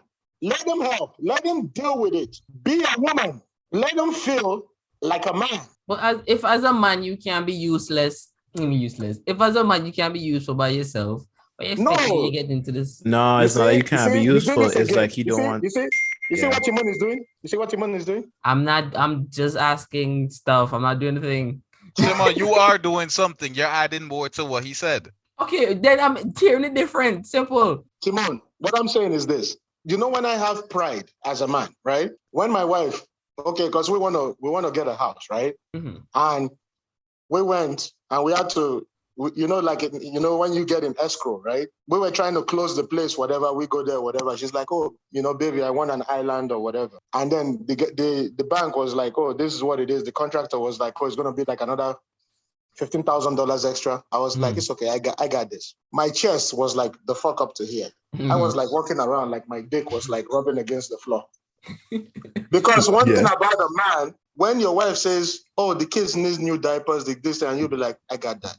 And you got it, bro. I know what you mean, Mike. Yeah. You understand? Like a fulfill it. You feel like, yo, I'm doing what I'm supposed to. I'm here doing what I know what you mean. Okay, but something as simple as just like buying a gift as a boyfriend to your girlfriend. It's like and you just see that smile on her face. It's just like, yo, that alone, Yeah. Okay, let's say this woman knows that you can provide for her all her needs and her kids' needs, right? Yeah. And she realized anything. Your kids, my kids, her kids, your kids. Okay, all right. Right? And she knows y'all have a shared bank account that she like, yeah, if you need something, go use this. And then she says, all right, bet. And she keep doing everything she wants. And no, she's no longer asking you for these things. Do you still feel the same satisfaction? Because now you're useless. She's not saying, oh, I thank you that you're working and making this money to provide. Now I have such access to it. She have the access without having to go to you. No, because you got to understand two things, right? Women control access to sex. Men control access to marriage. Okay? Yep. A woman controls the access to sex. If a woman says she don't want to fuck you, there's nothing you can do. Yep. It is what it is. But a man is the one that puts a ring on your finger and gives you that honor and says, okay, we all are Christians here. Yeah, we all are Christians here. And we ask ourselves one thing. What is the duty of a woman? When you ask a woman this, okay, they say, oh, to be your supporter, whatever. No. If you are a real Christian, the duty of a woman is to serve a man. That is in the Bible. It is literally in the Bible. Yeah, but the society when we say serve a man, then was different, Mike. No, but let me say this. When we say serve a man has to serve. So hold on, Mike. Finish. Hold on, Mike. No, this is real quick. You say back then was different. So you say the 10 commandments, they loose now. I can go kill somebody. Yeah, you can give him point blank shot in the head. You just said I was putting words in Mike's mouth. Timon, you literally just said that was back then for something relating to the Bible. So now I am asking you about the 10 commandments. No, I didn't put anything in your mouth. I am asking you a question. That's the difference between what I am doing and what you did. Is it? Hold on. I'm telling you, don't stick out that gym pump, man. It's nah. The pre-workout still buzzing, bro. Is that what's happening? That's what I want to know. I heard from Jaran. Now he just wants to make sure you're on the page that you say you're on, because. So when I repeated it, how I heard it, how come that was a problem? But why you keep you didn't repeat it? You just accused him. You keep getting it like a woman. Okay. Anyways, yo, that's true, Mike. Yo, that's true. Timon, you keep listening to things like you're a woman. I'm on your side. Let's get some things started out real quick. Okay. I'm going to iterate this one more time. Okay. There isn't a female here, and I don't want to say it's just devil's advocate. I'm playing, but I'm asking the questions. Yo, we're joking. That you all no. I hear you. I hear you, Mike. I'm letting you all know because I am still confused as to how I said something. John brought a whole new thing outside of what I said because he wanted to make an example, and that's how he interpreted what I just said. Okay. No, Timon, don't get Listen. Come on, you're making this bigger than it is now. No, because there's 3 against 1. So no, that's not what's happening here. That's literally not what happened here. No, let him speak. I want to hear what you say. And I have one mouth. Listen with your ears, please. Right? The reason why I say it's a social thing. You need to do that because you've been listening with your heart. He's still talking. Right? When I said society, right? If you take it into context, the other day I was talking to somebody and I was like, Jesus was real disrespectful to his old lady. Because that one time when he was at the party for the king wedding or the wedding at the king's palace, his mom come up to him and just like, oh, hey son, could you go fetch us some wine? And he's just like, nah, woman, like it's not yet my time. I'm out here chilling with the homies. Like, don't disturb me right now. Like I don't work on it. Right? I don't work on the king's time. The king works on me. I'm Jesus, bitch. Hey, right? Jesus do no wrong, man. So I agree. At that time in that society, that wasn't disrespect. But you dare tell your mother when she tell you to do something, nah, I ain't doing that. Bro, as big as you are, she still gonna give you a cuff, right? And I'm saying society different. We would look back and say, like, oh man, that was a little bit disrespectful. And back then they would, I'm just saying the society also helped dictate certain traditions, right? No, fair. And if we hold to those traditions of in that society, and you're saying upgrading our traditions isn't the best bet because look at where we are today from where we were back then. I'm saying there's a lot of factors that goes into it, but why doesn't the tradition change? Like even if it changes for the worse now, right? Why it doesn't change for the better, especially since you're aware of it. Okay, so what you're saying, Timon, first of all, it's not 3 against 1. Okay, we're having a conversation. No, I didn't mean it aggressive like that, but I'm just saying when I say something is 3 things coming at me, like No. Let me say this. First of all, when I'm talking to you, it's not even coming against you. It's not. I know. Yeah, like me and you, we've had these conversations outside of that, and and quoting you. Okay, this is your words I'm about to use against you. Jaron talks how Jaron talks. He doesn't mean it in that way. I know. It's just how Jaron is, so don't take it personal. And Jaron is going through a pump. That nigga is 170 pounds and shredded, man. Back off, man. The guy got it going on right now. The boy will eat your food. Let me tell you something, right? I don't scare, okay? Yeah, so I'm just trying to figure out that, because listen, it's like if I ask y'all, like, yo, is my mic working? And John and Everett say yes, and then you say no. But I'm just listening to the one that you say. You say no, and I hear 2 yes. And then the 2 yes switch to maybe, but you still saying no. So what I'm saying is this, right? And, and the thing is this, right? Obviously, me and Jaron, we agree on a lot of things, right? Because we've maybe sons of bitches. That's what y'all are. So, and even everyone agrees with us. It's the red pill, Timo. Timo, go on YouTube and watch the red pill documentary. The red pill. Even everyone agrees with us. That's what indoctrinating y'all. No. But let me say this though. Everyone agrees with us. That's why everyone has been very quiet about it. Everyone is a listener. I'm gonna be real. Everyone is a listener. I'm gonna be real. Everyone did ad lib a lot behind a lot of things that Mike said. He has been agreeing. Yes, man. I be following. I follow, and when you make sense, I tell you making sense. That's me. Keep picking out. I have editing power, right? So I could just talk and see what it is. Timon, this is what you don't see. I listen to your podcast, obviously, and I try to look for a donation button, but they don't have that, so whatever. But I was going to donate, hey, why not, right? Support the platform, right? And when you guys talk about Evron, you say Evron travels a lot. He's doing a lot of things. The man travels around the world. So he meets a different kinds of female. So He's seen women around the world. He knows what is going on. He can see that shit. So when we're talking about this, the reason the nigga quiet is because he's like, shit, I never looked at it that way. This nigga got a point. This African boat throwing nigga, he's got something going on here, And the thing is, what I'm trying to say is this, Timon. I am on your side. What I am fighting for, what I am trying to decommodify is your rights. Because, Timon, if you find a woman today, right, you get married today, whatever. As your boy, you'll be like, yo, Mike, I'm getting married. You invited, of course, whatever. Fine, I will come. But here's the thing. You know what I'll first tell you? Sign a fucking prenup.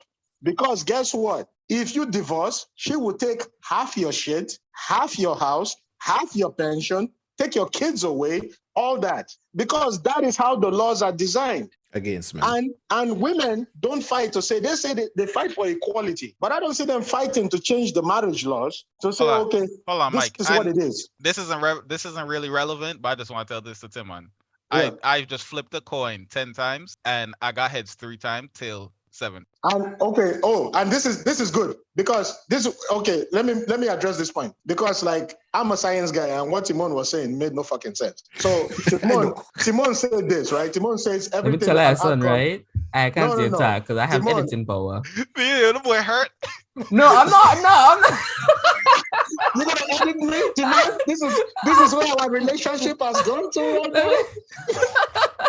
Timon, even if a bitch turns me down, I don't take it personal. But you editing me, that hurts, man. I'm just saying. I'm just letting y'all know that that's something I can do. Hey, man. Timon, don't act like you got some Terry flaps, okay? Relax. Timon, I'm gonna tell you this, right? Timon, my life changed after my first knuckle. Because this is where I opened my eyes now. Mike, the first girl that cheated on me, right? I was 15 years old. She was 15 years old. She cheated on me with a dude that was 21 or 20. Right?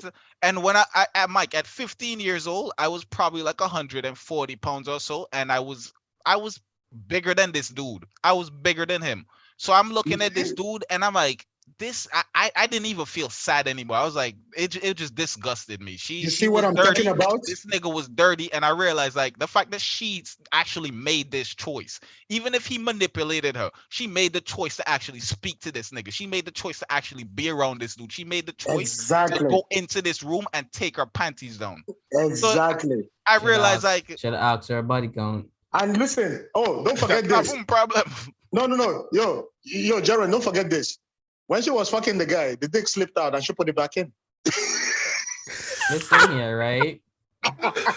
Yo. I didn't want to hop on your pain, but I just had to point that out. Listen, you know, John had a type at the time and it was toxic females. Who's to blame? No, but Timon, you talk about all these girls, whatever. You were talking about Evron, okay? Evron drives fast. He likes fast cars. The guy, he lives his life. He's doing his thing, right? Okay, if Evron meets a girl tomorrow, like a chick that is dating, whatever, he starts like with the chick or whatever. And then guess what? His driving is like, I'm an old head with like Shelby's and stuff. Okay, so let me just say that. Let's say he's driving like a fucking Camaro, okay, with a Hemi, okay? Mm. What do you call it? 870. Let's just say he's driving that, and it's like got balls for this, like right. And then he gets in an accident, and he becomes a quadriplegic or something. God forbid, that will never happen. By the grace of God, never. But that happens. Do you think that chick that he picked up in that car and all that, you think she will stick around? She shouldn't. What the fuck is speeding for? Who sent you? You don't know the speed limit? Okay, but let me say this though. Let's say he was dating the chick for 4 or 5 years. He was with the chick. Serious. Like they were going to get married, whatever. Do you think that chick will stick around? Hell no. But guess what? Why? But here's the thing. No. Let me finish this. Timon, let me finish this. Go ahead. Because there's something to do with honor and loyalty. You, Timon, you, Jaron, you guys will be there. You'll be in the hospital. You guys will be by his bedside. You'll be there constantly. You'll be like, my boy is sick, whatever. You guys, he will be in a wheelchair. You guys will drag his ass out. Be like, let's go drink it. That is the difference between us and women. Yeah, but Mike, we don't have to go sit down on the chair to go fuck you. No, so but this is what I'm saying. We don't have the same level of intimacy that your wife or girlfriend would have. See, Timon, what you just did there, you just excused somebody having a bad attitude and a shitty human being. Okay, yes. Because this is who she is. Yes, but all I'm saying also too, I'm just saying, look at it from other angles, because we can look at it that way and then it's just a straightforward story, the plot that you created, right? And we see the point. She didn't stay because she bad. She just here for wrong reasons and not for seeking help, right? That's where you're going at, right? Remember. Yeah, but that's what I'm trying to tell you. Okay, now that we all know that we're on that same page, right? And we already know what this endpoint is, I'm saying, right? What we're not thinking about, like, she didn't sign up for this. Like something tragic happened, but like you were driving the vehicle. Was she fighting? Wait, was she fighting or arguing with you or telling to speed? No, but maybe you weren't speeding and somebody get into an accident with you. I don't know. No, but Timon, I will tell you this. If it was everyone's girl that he was seeing at that time, that shit happens. I guarantee you. He might not fuck her, or he might not be with her, but he will still make an effort to be around in some capacity to take care of her.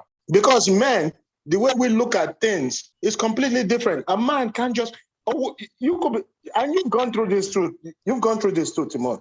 You could be dating a chick. All of a sudden, she becomes cold. She shuts off everything, cuts it off, blah, blah, blah. She's with a different guy. And she becomes a completely different person Women can do that because they monkey branch from relationship to relationship. Any chick you're seeing right now, Timon, don't think you're the only guy. Okay, Mike. 2 or 3 niggas behind waiting. Same scenario with the vehicle, right? No. I'm saying wait, hold on. I want to go back to that one. Let's switch it up. So you in the car and she driving, she's speeding, weaving through traffic, getting into accident. She's crippled.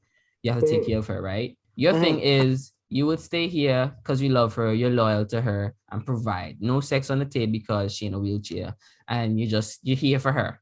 That's what you're saying, right? No, let me say this right now. Can I say this? Can I say my point? Can I say my point? This is what I'm saying. God forbid if it's my wife, she's driving whatever, I get in an accident, and she becomes a quadriplegic, we get in an accident, right? And she's my wife. You know what I would say? I would say, listen, this thing happened, whatever. It is what it is, right? I am not going to divorce you because you are my wife. I will stick by you. Does that mean that I might be getting some like pussy on the side? Of course I might do that. Timon, that's what you're supposed to. You're supposed to get yourself a nice look aside. I didn't say nothing. Take care of your wife. No. But Timon, let me say this: that woman, because I'm not a woman, I don't need emotion to fucking get me to fuck somebody. I don't need emotion. I can compartmentalize things like and say, okay, this is just like me busting a nut. That's it. That's what it is. Assisted jerking off. That's all it is. That's all it is. Because men, for us, we don't need emotion. For a woman, for her to spread her legs, a nigga got to meet certain criteria. Women are emotional beings, you know. A woman can have a boyfriend. A woman can be seeing you, Timon. Okay, she can be seeing you. Oh, this is my guy, whatever. But she's already emotionally divorced from you. She's with somebody else from her work. But while you're in that situation, how your financial situation is like for both scenarios, man and woman? It does not matter because I'm the man. I would do what I'm supposed to do to make sure that she's okay. Because I took that vow. It's my job. When you're in your wheelchair, no money. What's your? What I talk about when with disability coming? You want to live off of your disability check with you. But you see, that's the life you want for her. No, but you see, but Timon, this is what you're doing right here. I'm asking questions. When we started this conversation, we said this, right? No. Like, listen, when we started this conversation, what did I say? I said people look at marriage in the wrong way. Marriage is duty. It's why? Not. Are you a Christian? No, I'm asking a question, bro. Give me a definition, a reason. Honestly, I'm just asking why. Don't entertain Timon, because Timon, remember the last episode? Remember the last episode. There's a reason why you do everything. So I'm asking why. That's all I want to know. Timon think that love is a driving factor in marriage. After a while, you're going to grow to dislike this person. You're going to love them again, and you're going to stop again. It's really and truly your choice to get up and make this marriage work every day. That's a thought process from your experience. Cool. When I got married, my dad said to me, "Is like one thing you got to understand is this. That was about 2 years in my 37 years of marriage with your mother." That I hated that woman. I would have hit her with a hammer if I could. My dad told me that straight up. Okay? It's like that woman drive me fucking crazy. I go, why? He's like, because she was nuts. But guess what? I didn't know there was something called, what they call it? What's the thing? That women go the hot menopause. Menopause. Yeah. Yeah, he's like, I didn't know that there was something called menopause. But you know why I did not leave? Because she gave me 4 amazing sons. And she was a woman for 20-something years of our life, an amazing mother. And I knew something wasn't right. So I stuck. No, at that point, because you know what it is? And I said to him, I said, Dad, why didn't you leave? And he said to me, he's like, son, the most important thing you got to understand about marriage is like you took a vow with God, and marriage is not about love. Yes, you love the person when you meet them. Marriage is duty. That is what the number one thing is duty. It's like, your mother, I respect that woman because she's a good woman. And I stuck it out because that's what it is. And guess what? Found out it was menopause. She took one the different therapies, whatever, and now she's fine. And they're fucking 60-something and they're still having sex till today. It's disgusting to me, but they're still doing it. You understand? What your dad be eating? It sounds like his diet real nice. Check. And the boy drink barber root. Because my dad doesn't eat meat. He eats only fish and Another thing with my dad is that he does not eat KFC or anything. He will eat Caribbean food, like curry goat and all that. He will eat that. Cook food, no fast food, processed stuff. Yeah, he would never eat like KFC. He wouldn't touch it. McDonald's, whatever. He's not eating McDonald's in like 15 years. I respect he won't touch that. Yeah. But I cut all of this fast food out cold turkey, and I haven't had any cravings or anything. It literally don't bother me, so I'm happy about that. That I wasn't really addicted to. No, but Jaron, remember I was telling you when I eat like if I eat like Burger King or something, I feel like shit. But and that's why I stopped eating all that fast food. But if I eat like food from like jerk chicken, Caribbean food, like rice and peas, whatever, I feel good. I can still run around. I feel light on my feet. I don't know what it is. But if I eat like fucking white people food, oh my God, man. It's like somebody weigh me down with a stone, like it's horrible. Like, oh my God. Like it's like somebody put like, a bunch of rocks in my guts or something and sink me. So that's the thing. But he told me, he said, that's why I stuck it out. Timon, you're looking at this the wrong way. If you come into the way you think it, why is my views wrong? Just because it's different. No. Okay, so the way you come in at marriage, the way you look at marriage is that you're looking at it as it's for your interest. That's not how you look at marriage. Marriage is something bigger than you. You have your marriage, you have your kids to come, or your kids you have, and you have the institution. You understand? That thing is a sacred thing because me, when I go into marriage, my wife, no matter what the situation is, I am not going anywhere. Because guess what? Even if, God forbid, I hope it don't happen. If she becomes a quadriplegic, I hope her pussy work. Because listen, hey, I ain't going nowhere. I'm not going nowhere. And listen, she might be stuck like a fucking firewood, but listen, I'll be like, babe, I ain't raping you, but you feel this? You know what I mean? You know what I mean? Because I'm not going nowhere because I love that woman. She's an amazing woman. I feel you. Just because, and I won't lie to you, even me thinking about shitting on her is like, it makes me emotional because I'm like, I can't do it. Because it's like, she's an amazing woman, She's an amazing wife, an amazing mother. And Jesus Christ, my mom doesn't like anybody, but my mom loves this girl, My mom is like, my dad is a good man. Like he's my dad. Everyone, Jaron, Timon, if you guys met my dad, you'll be like, yo, this guy's like a triple OG, right? But you met my mom, you'll be like, Jesus, what the fuck, right? But he loves the woman, Yeah, I feel you. She's like a pessimist. I think I inherited that shit from her, right? Like, she's like a fucking pessimist. Like, my dad is a glass half full, and my mom is like a glass half empty kind of woman. You know what I mean? So that's the thing. Yeah, gotcha. It works for them. I'm not saying you can't find love. Let me tell you something. I want black men and black women to be married. I want them. Now, if a black man decides he wants to marry a white woman, okay, sure. Am I going to hate on love? Fuck no. Marry who you love, right? But you got to understand, Evron, Timon, Jaron, where you guys are, the situation you are in, what you guys have done with your life, you carry the burden of your people going back years. You don't only carry the dreams of yourself, you carry the dreams of me and even men in Africa. You carry all that on you. Every way you act, I will be judged on it. Yeah. The thing is, right? The thing that's appealing about white women is that white women, they come off as more submissive than these black women. Yep. Because black women know, bro. The other day I saw black a girl. Woman thump off your head. The other day I saw a girl, right, post on her WhatsApp status. She said, "Why these niggas scared of a female with masculine energy?" Like, bitch, am I gay? What? Like, am I gay? Like, why would I want a woman with masculine energy? Right? Like, why you teabagging me? Like, no, you know what Sudabasca is like? Maybe what do you call it? Do you want a vagina or do you want to cross swords? Like, you know what I'm saying? So I was like, this don't even make no sense. I was like, yo, just delete this. Like, yo, I didn't even want to tell you why this is wrong. And that's what I'm saying. Like, if Timon goes out there and Timon goes to the market and he asks a goddamn fool, if I go to that same market, they're gonna look at you like, he gonna act a fool too? Because of what Timon did. Yeah.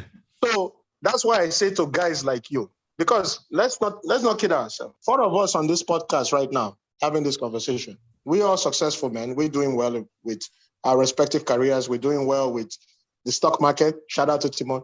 And, we're doing well. Jaron, you're getting in shape, you're doing all this, you're making money, everybody making money. Everyone, you're the traveler. But here's the thing, we are an anomaly. You got to understand that. 4 of us being here right now, we're breaking what is like a statistic right now, right? We're breaking a statistic, but a study shows that we can do this. And we're all here, 4 of us, and we're having this conversation. So we owe it to our race to do better. You know what I love? mean? Hold on, Mike. I just want to say this. I said this a lot. Shout out to Timon. Timon, my fucking brother. I love this nigga, Timon. If it wasn't for Timon, I would still be in a bad situation. I met Timon, and Timon showed me that there was more to life than to just sit down and to be thuggish and have like, a reputation. He showed me that me as a character, actually, I'm a valued person. So I don't need to just be like, a reputation, something that people can remember. Yes, a fucking statistic. So, I opened my eyes because of this nigga Timmer, but it looked like Timmer need to open his eyes now. Hi. Pressure. Timon really does. You know what I would say this, right? I met Timon in 2017. Was it 2017? Probably from 2017. The first workplace, right? Yeah. He told me about you, yeah. Yeah, I met Timon in 2017, and I started talking to him. At first, it was like, whoa, what the fuck, right? And the thing is this, right? Because when I started, I was, I was a boxer. When I first, that was what I wanted to do. That was like I love boxing, right? So my dad, my grandfather, was he fought in the British Army in World War II, right? And when he died, the only thing he left my dad was a Rolex Submariner, right? Ooh. Because back then in the British Army, they used to give when you sign up, because back then in 1943, whatever, like a Rolex Submariner was like $200. You understand, right? It wasn't significant. Yeah. Wow. Yeah. How come I don't have a Rolex? It was, but like, yeah. Yeah. Now Rolex is I wish I had like some shit like that passed on in my family. This is something I really want to do for my generations to come. Like I want to have like family heirlooms to pass down to them. Because this is like that's mostly white people shit, bro. Like, we've been failing as black people, man. Yeah, and it's crazy because it's like 15, so he got my dad's like collecting of watches. That's why I got into collecting watches too, like automatic watches and all that, right? And I collected, and Timon knows I have a love for horology, right? Like, when I got married, my wife got me like a Rolex Yachtmaster for my wedding gift, right? The thing is this, right? Like, when you look at the path of us as black people, we have to start doing better. The way we have to hold ourselves accountable in a lot of things. You understand? We got to hold ourselves accountable in a lot of things. And what I am trying to do is like, I'm not trying to shit on anybody. I am not gay. I love pussy. Yeah, Natanya. Okay. This guy knows where I was going with that already. Yeah. All I got to say is this, Natanya, I love you. And I wish your boyfriend the best. But listen, all I gotta say to her is no, Batman. Okay. Anyways, but I love my sister. I don't have a problem with her. She's gonna say what she's gonna say. I'm gay, sure. Let me be gay. It's all good. As long as you hear the word I'm trying to say, right? And everyone, Timon, Jaron, you guys. What we're trying to do here is this, right? Timon is saying that it's 4 of us shitting on women. Listen, what we're trying to do is have a conversation for men, okay? We want men to be better. We want men to do better. We want men to be the best versions of themselves. And 4 of us are a testament to that. Now, not gonna lie to you, I only care about my circle now. Huh? I'm not gonna lie to you, but I only care about my circle. If my circle of friends doing well in life, that's who I'm trying to help climb the ladder. That's what I'm saying. Like, so, we right now are a testament to black men doing better. You understand? So What I'm trying to say is that we have to do better to what we are. And Timon, listen, I'm on your side. I don't take it, what you're trying to say, whatever. But one thing you got to understand is this. The media pushes a feminist agenda. Everything you look at in the media, you look at Kings and Queens, you look at a show like, what's the name? Everybody Loves Raymond. Everybody Loves Chris. The dad is an idiot. The mom is the smart one. This one is the dad is an idiot. The mom is the smart one. Yeah. In real life, it's not like that. Women can be fucking, like, you hear a woman say on popular TV, oh, you gotta take care of me. If a nigga can't pay my bills, then why is he getting pussy? Why the fuck I gotta pay your bills and be a grown-up adult just for me to ask access to you as a woman for us to have a relationship? Why I have to do that? And the thing is that these women, they keep feeding them this, a steady bullshit sandwich, and the women that eat it the most. And Timon, I sent you a statistic from Government of Canada, okay? I sent you that thing that came from the census, Canadian census. I sent it to you so that you see what is the race of women that are married at the lowest. Black women, they're the ones that eat this shit constantly. White women, Asian women, what they call it, Spanish women, they marry at a higher level. So when I'm talking about this and you trying to say all this, what you are saying does not work. We have to hold the mirror to ourselves and look at ourselves, and we have to do better. And we are not, as a people, we are not doing better because Preacher Mike, give me a second there, right? Yeah. So I'm hearing you say all this, right? But let me just get this straight, because I just have questions to figure out why we have the opinions that we have, and some of it is tradition based. I remember maybe. Oh, I'm sorry. Goddamn, this was a 12-year-old bottle of scotch. Goddamn, that was good. Okay, continue. Yo, so, hey Mike, I don't drink anymore. Say what? Why? It's for my fitness journey. I had to. Mike's so offended. Drop all that. What are you, Amish? So I don't know if it was Jaron or Evran, but on our podcast that we did the first time, you were saying that equality isn't really real or supposed to be how it is. Like the roles that we have, men can do certain things that women can't do or would have a hard time doing, right? That's true. And he said tradition is based on our ancestors from caveman time who were providing hunter-gatherers and stuff. So I'm saying, if tradition was built by the society that is in, because like tradition is what a group belief or behavior that's passed down for like generation to generation, that's why you have tradition, right? What made us choose the tradition that we have? Like, why don't we evaluate it? Because you were saying we weren't evaluating ourselves before to stick to these, be loyal to these rules. And I just want to know, if equality wasn't the thing back in the day and we followed tradition, we can't expect it to still work in a day where we're trying to have like equality. And when I say equality, right, I'm not doing it as from like a feminine point of view. I mean, like, if we're in a society where the men hunt and the women gather, why is it so difficult to let the women sometimes go hunt some rabbits by setting traps, and then the men go pick some corn one day? Like, so I'm just asking, like, when people talk about it, when people talk about it, they say that the men were the hunters and the women were the gatherers, but they never ever once say that maybe the guys and them took off the Saturday hunting and decided to gather, and the women decided to stretch their legs, right? No, so you said a lot of things there, but let's go back to the stuff when you say hunters and gathering. Okay, it's still the same today. Okay, a majority of men build, women moving. Okay, so if you look at it, a majority of the situations is that the man buys his house, has his house, whatever, meets a woman, they fall in love, they start fucking, she gets pregnant, she moves in. They're in the house together, the house he bought. A majority of the time, that's how it goes. So, isn't that something that a guy would come and say, all right, boom, we're in a relationship, and then try to take over the roles and then put himself in a position to provide those things? But this is what I'm saying. Men have always been okay with that situation. And females because too. Because here's the thing.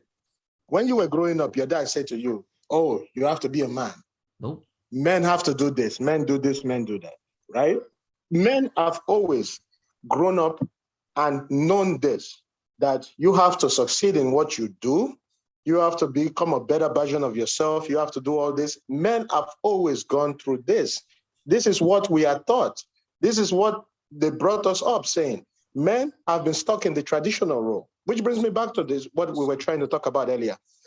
But women, it shifts. Some change. There's some shift. Yeah. Because you say that you want a man to open the door for you. But let me say this.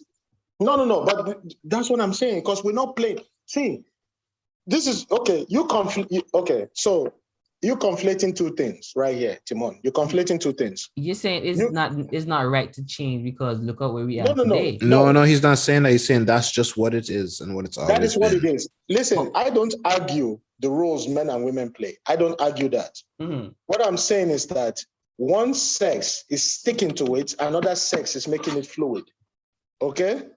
A man, Jaron goes to the gym, he loses weight. He has to get a six-pack. He has to be in shape. He has to be 6 feet tall. He has to do all that. Okay? I don't know what you guys hide. I know, Timon, you're like, what, 5'10", 5'11"? You're a tall guy, right? You've met me. I'm 5'8", right? Technically, I'm a majority of all the men. I don't know what the heights of all you guys are. Everyone, how tall are you? I'm like 5'11". Okay, you're 5'11". Jaron, you were 6 feet? 6'1". Timon, you were 5'11", right? Timon's probably like 6, because 6 feet. Yeah. Okay. See, I'm 5'8". I'm a majority of what the height of men are. You understand? That is the average height of men around the world, 5'8". You understand? So if I go into the dating market, and I'm not complaining about this, it is what it is. If I go into the dating market, I have to bring other things to the table to show that I can show better. Now, what do I bring to the table? I mean, Timon ain't gay, but if you ask him, is he an ugly guy? He will say no. I'm not ugly. Like I'm a decent looking guy. I bring that, but then I also have to be in shape. I also have to have my credit well. I have to have a good car. Okay, I bought a nice car. I switched my car because Timon, he knows I was doing business. I bought a van to be packing things to ship to Nigeria. And then when my wife came, before she came, I bought a QX50, an Infinity. She came, I gave her the car because she had the baby. So I had to stick to the van, you know? So it's my role. I accept that. That is what I have to do as a man. What I am, the premise I am putting to you guys as the jury, okay? Let's say I'm a lawyer and I'm arguing to the jury. Everyone, Timon, Darren, they're the jury. I put this to you as the jury. Why is it that my role stays the same and their role keeps shifting? That is what I am saying. Because y'all keep saying tradition. But he said it earlier, Timon, where it's not like we have the option to shift it either, because once we shift it, we useless.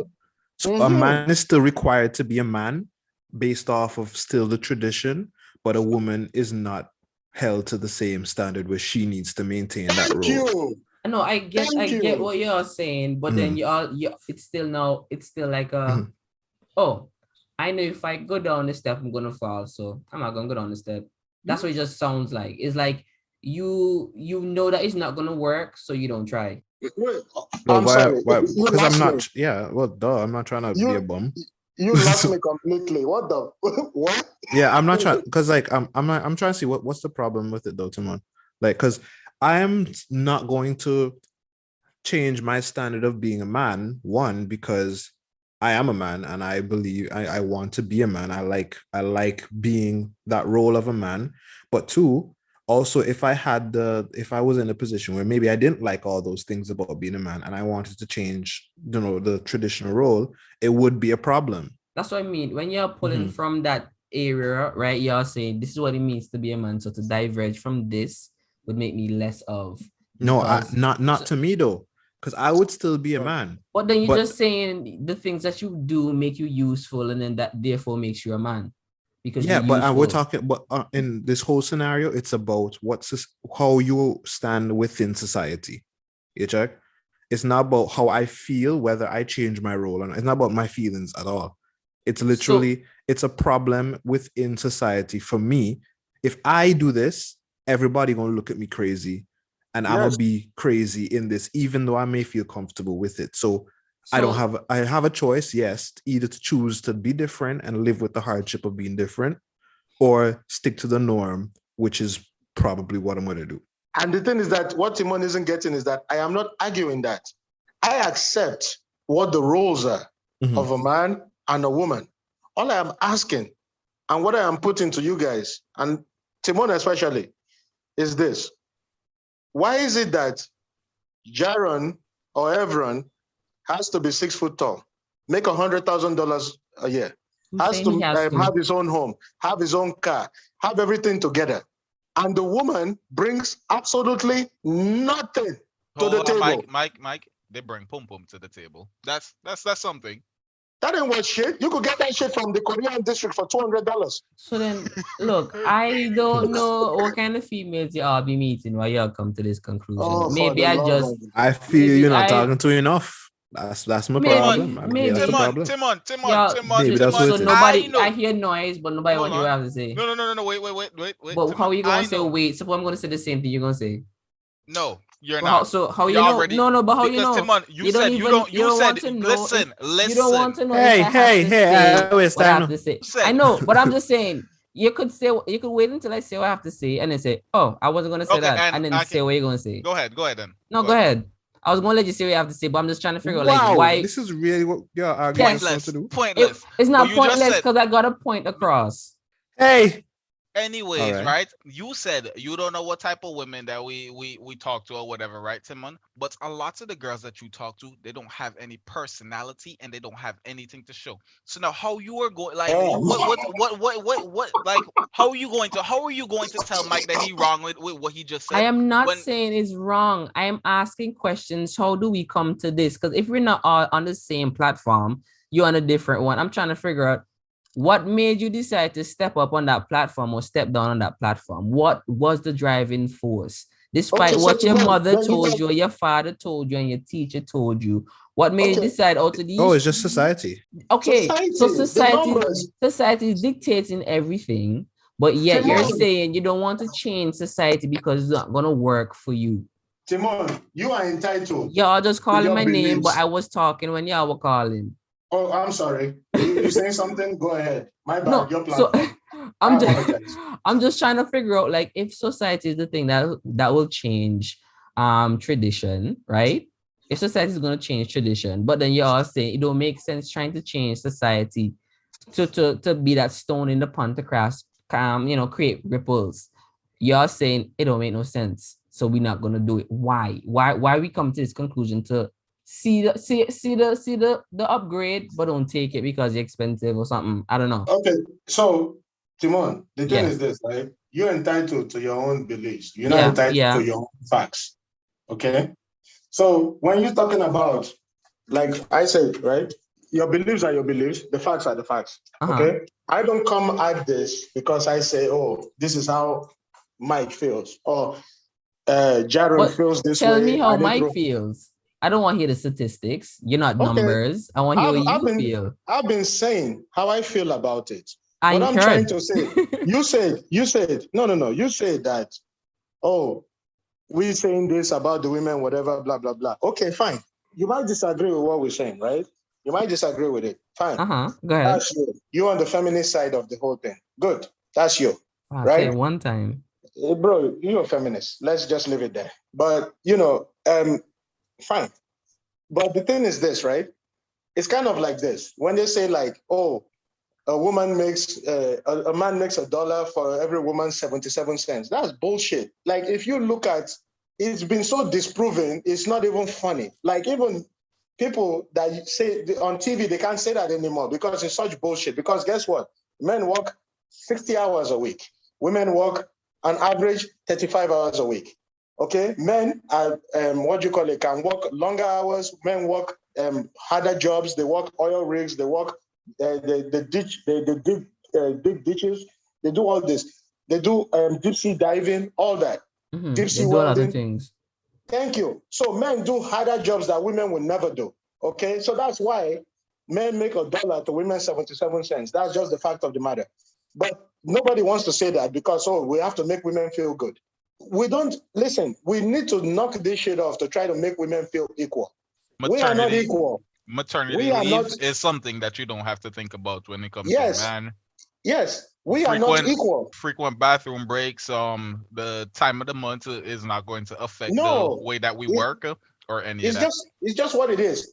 Now, Timon, let me ask you this. Am I going to be able to carry a baby? Of course not. I'm not going to be able to carry a baby. If it wasn't for my wife, my daughter wouldn't be here. And I love that little girl. Like, she's my world. I love her. But she wouldn't be here if it wasn't for my wife. You understand? And I see my wife in her. And I love her for it. But the thing is that I am not saying that women are bad. That's not what I'm saying. I get you. I'm not saying women are wrong. What I'm trying to say is this. For women to be happy, women find fulfillment in a family with a husband. If you look at it, the most unhappy women in the world are women who are in their late 30s, single, and not married. They take more drugs, they take more of this. And it's mostly Black women, because that's what I'm trying to do. I'm trying to fight for them to change their thinking. See, my wife has a cousin, her name is Wumi, okay? She was like single for the long time. She was buying into all this feminism bullshit. I literally met her because everybody was beating around the bush because she makes money, right? She makes good money. She's like this thing. First of all, she don't pay my bills, so I tell her what the fuck I think, okay? I make my own goddamn money. So when I came into the picture, I told her, I'm like, she's like, oh, this. And everybody was talking and all that stuff. They're like, oh, you go, girl, whatever. She's like, oh, Mike, you're not saying anything. I say, yeah, because you're an idiot. She's like, what? I said, yeah, because you're a fucking idiot. I'm like, who gives a fuck how much money you make? Any man, think about this. Any man that goes with a woman, it don't matter how much money she makes. See, a woman making money is like a fish needing a bicycle. Who gives a shit? It don't make no sense because I still gotta pay the bills. It makes no goddamn sense because they say they're modern women, but if you go out on a date, you have to open the door to the car. You have to pay the fucking bill in the restaurant. So what are we talking about? Well, if you find a woman that did all those things for you. You see, this is what you do. I'm asking a question. No, bro. Listen, I really gotta call you out on this. Partners, this is what you do. Listen to me, Mike. It's like you said, you throw a stone, we know it's gonna fall into the water. So if I ask, what happened if the stone skip on the water 5 times? What's wrong with me asking? We already know that when you throw the stone, it's gonna sink. I'm just asking, what if? Or what happens? I could pull out my gun. Where's the end button? And I could cut it. I don't have a gun, but I'm saying you could pull out a gun. I go to the range, right? Like in Vegas, I went to the range, you know. But you pull out a gun, and I could cock that gun and shoot it, like try to pull the trigger. And there's a chance that it might jam and I might not shoot. It happens. Yeah. Is that the norm? No. You keep harping on the possibility of things. That is why I told you that there's a difference. What's wrong? Okay, Timon. Okay, you were talking a bunch of science and mathematics. Let's get into it because you. No, I'm just asking. What's wrong with thinking that way? I'll ask you those questions. Okay, because you know why? When it comes to the world, okay, we believe in gravity. We believe in Newton's law. We believe in the conservation of mass. Not the people who believe in the flat earths. Say what? Not the flat earthers. They believe in a different science. The flat. Okay. All right. Wow. Okay. I don't even. You believe this? You believe in flat Earth? No, I'm just saying they have to believe in a different science. If you believe in flat Earth, I don't even think there's a conversation to be had yet. All right. Because I'm sorry. I'm a science guy. That's like you telling me if I'm like an accountant that 2 + 3 = 4. Like it's so stupid. I'm sorry. Mike, go get the gloves. Go get the gloves. No. You could probably kick my ass, man. I've been out of boxing for like 8 years, man. You're the man, man. You're the man. Yo, Timon, you got balls bigger than mine. Take it easy, man. Take it easy. Shut up. No, I'm saying like the thing is that we don't believe in like. Okay, Timon, if I'm in the car with you and the police pulls us over, like you're driving and the police pulls us, I'm gonna pull out my camera and start recording. Okay? Right away. You know why? Because I don't want my boy to get shot. and I want to get this shit, and I'm gonna go live. I'm gonna make sure that shit saves. Okay, saves right away. Because I'm not gonna take my chance on the possibility that the police officer is a nice guy. You understand? Like, bro, there's just basic facts of things, right? There's probabilities of things. On a bounce of probabilities, we talk about, okay, you were going into science, right? And mathematics. Okay, let's get into it. You got into astrophysics, right? Astrophysics is about, the comets, planets, stars, constellations. Fine. Time travel, wormholes, all that. Okay, stay with me. I'm getting to a point. When you talk about what they call it, probability, right? And possibility. Sorry, Mike. I just want to let y'all know this is not my field. Okay, it is fine. So I'm listening. Yeah, probability is this, right?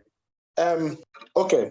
In astrophysics, we know that, okay, how should I put this? We live in a world that is three-dimensional, okay? So your space in relative to what you touch, your proprioception relatively to what you touch is three-dimensional. You look at the world in three-dimensional. One-dimensional is when you draw like something on a piece of paper and you look at it directly, right? Two-dimensional is when, let's say a cartoon, and you flip the page from paper to paper, right? You know what I'm talking about, right? Are you guys with me? When you draw like each thing in a different position and you flip the page and it moves, that's two-dimensional, right? The probability of there being a planet that is like ours, considering there's like 193 trillion to the 10th power of a trillion, is high. Because if you look at the beach and you look at the sand, each grain of sand is a galaxy. So you can't tell me that probability-wise, most astrophysicists will tell you this, there's got to be a planet that is like ours. That's why they keep sending signals everywhere, because it is just the magnitude of the scope of the galaxies, the multiverse is so huge that there has to be a planet like ours. But here's the thing, you getting married and getting fucked over in family court, there's a high probability of that too, that she would take half your fucking money. Have I simplified it enough for you? Bro, I see the way how you see it. No, it's a fact. I'm telling you that if you go to court, those kids, you're going to have visitation. They're not going to live with you. They will live with her. Half the money, half your paycheck, about 30% is going to go to her every paycheck. It's just what it is. You realize a lot of these, let's just put it there, right? So even though these rappers, they're not touring because of the whole COVID shit, and they go into court with these women, and these women still getting these children, and these women, they don't have no job, they don't have no house or anything, and these niggas paying mad fucking child support. Yep. Even though he's the one with the money, with the house, and with the stable job, they still get the child support, they still get the money. If everyone on the streets around the world goes to Brazil, and we know niggas love girls with big booties, all right? Everyone goes to Brazil and he's pushing his fucking Aston Martin down the coast of like fucking Rio de Janeiro or something. And all of a sudden he meets a nice senorita. And he goes, oh, hello, how you doing? She's like, oh, you're from Canada. Okay, Canada, eh? Hey, guess I'm pregnant. They come, they get married, they here. Guess what? That bitch go and take half his pension. Because why? She spread her legs and she gave him a kid. And she means that. Now, here's the thing. All I am saying is this simple. If it's equality, why the fuck does he have to pay house spousal support and alimony? Why shouldn't it be 50-50? That is all I am saying. If we say that it's equality, it should be equality across the fucking board. Why is it that there is 1,500 women's shelter in Canada and there's only 2 men's shelter in Canada? Why? And more men are homeless than women. Thank you. More men are homeless than women. More men are victims of domestic violence. But men get attacked by women. They go to the police station. You know what happens? The police officers laugh at them. This is a fact. Someone, I feel what Mike's problem is. Mike's problem is that this whole concept of equality isn't equality in the sense that they're above. You check? And it's not a perfect world, so there's going to be perfect equality. Nah, but I'm just saying, in general, it's like there's always a room on the female side of the spectrum to get better. in terms of, equality, to raise they're never good in where they're at, and there's always room for growth where they're concerned. But when it comes to men, we always stop there regardless. You check? In society, in the social, whatever. I think based off what we believe, it's like, everybody deserves, if it was perfectly equal, I feel like nobody would have a problem with anything. But it's just not. And I think the problem is that it's not. And then men feel like they're getting the shorter end of the stick. Because we always do. And then there's a problem. Yeah. We always do. And then when we always do it and we're expected to not even flinch or show that we're uncomfortable with that because we're men. Tell a man who's been married to his wife for 19 years, and this is the court system. Even judges who have retired say that what women do is ridiculous. You guys can go on this on YouTube and go to these guys. They're from Canada. Their name is Abba and Preach. I don't know if you guys have heard of them. I know those guys. Okay, Abba and Preach. Type in Abba and Preach, custody battles. See what they talk about. Because guess what? It's not fair. The family court system is not fair to men. Men get screwed. A man could be married to a woman for 19 years, loved her, worked his ass off. Think about this. A man cannot get up one day and say he doesn't want to be married to a woman anymore. He can't do that. If a woman gets pregnant, a man cannot say, I don't want that child. I'm not ready. But guess what? If a woman says, I'm not ready, she can abort that kid. The man has no say. But the man has no say to say, oh, I don't want a kid. I don't want to pay. I'm not ready for that. He's still on the hook for it. How is that equality? How can you look at that as a sentient being, as a human being with fucking brain cells and say that is equality? How is that equality? I feel you. Yeah. Jesus, man. Timon, like, for God's sakes, open your mind and just look at it. When you were saying earlier about marriage and we're not supposed to be selfish with our wants, and we're supposed to stick to the traditional way of roles, right? And you're saying that we're touching roles too much. My thing is, when y'all agreed to be one, if I had 0 and you had 10, we joined us. Even if she brought nothing to the table, you agreed, and the loyalty that you want her to give to you, you won't give to her. All that goes out the window because now y'all the one. Y'all agreed to give half of her nothing to you and half of your 10 to her. So why is that a problem? Even if she stay with you for a week and divorce and take half of your shit. See, let me say this. Timon, if she broke the vows, oh my God. she broke the vows. Listen. Why should I still give her half?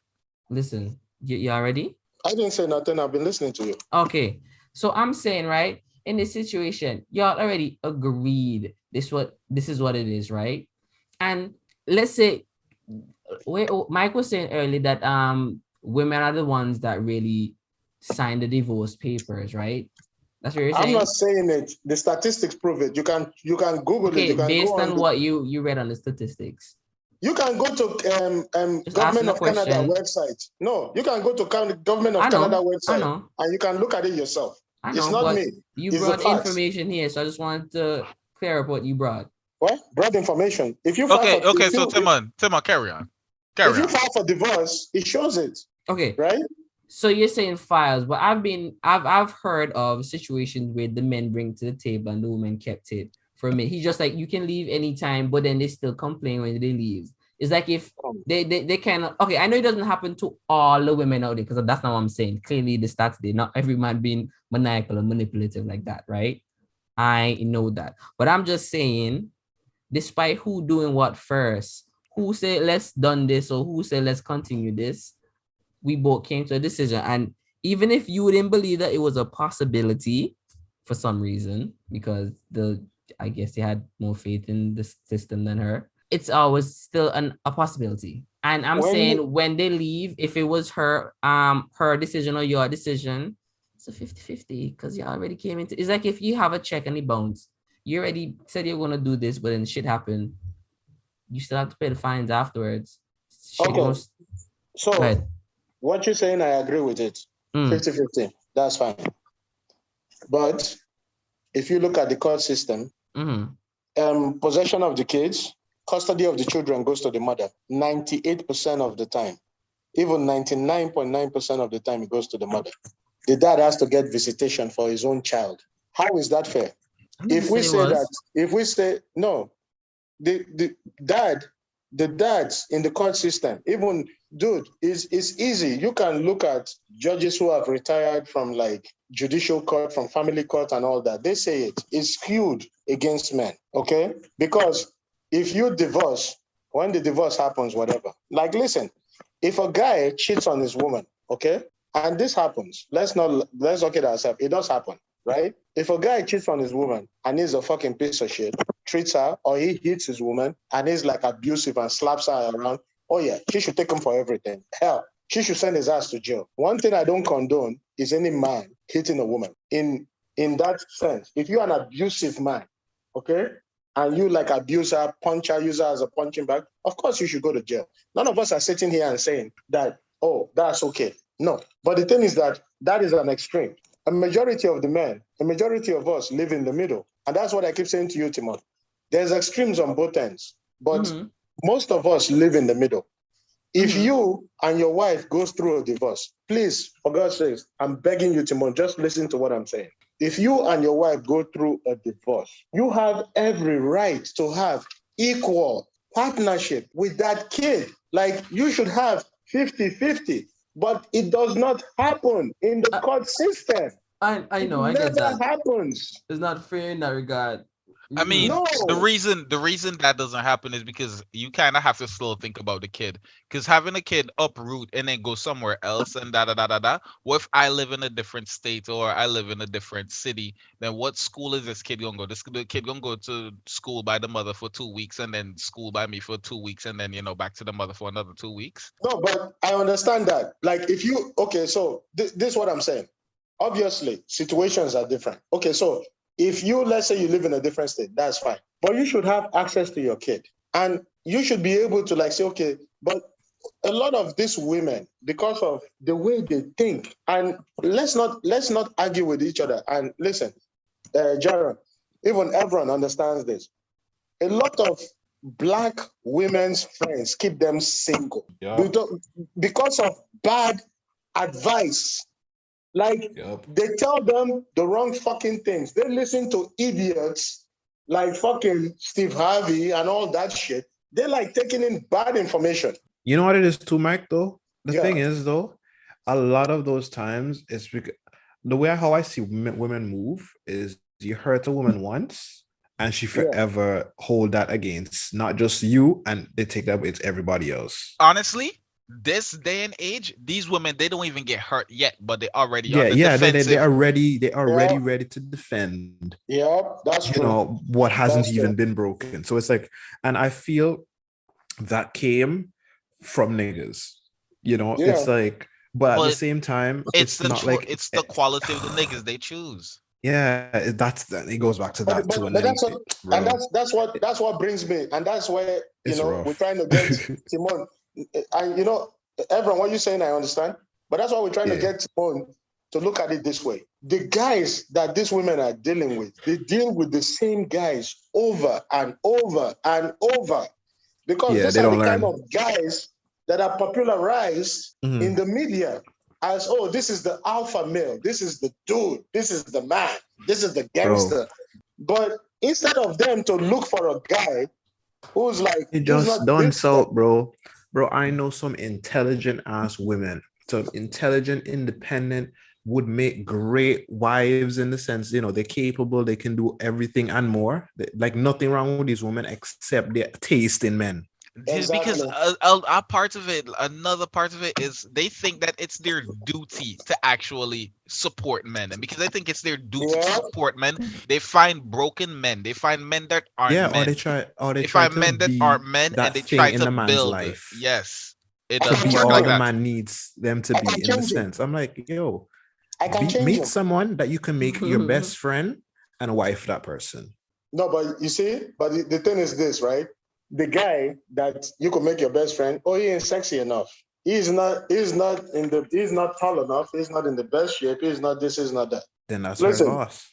Yeah, but you see, I'm 5'8". My wife is 5'6". For a girl, she's pretty tall.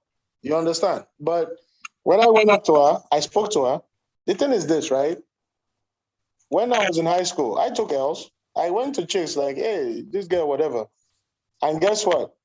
The chicks turned me down. But you know what is funny? I went to a house party. That same chick that turned me down then, that same chick I saw, after she's had like a dude got her pregnant and whatever, she's like, oh, we should hang out sometime. I'm like, no. Yeah.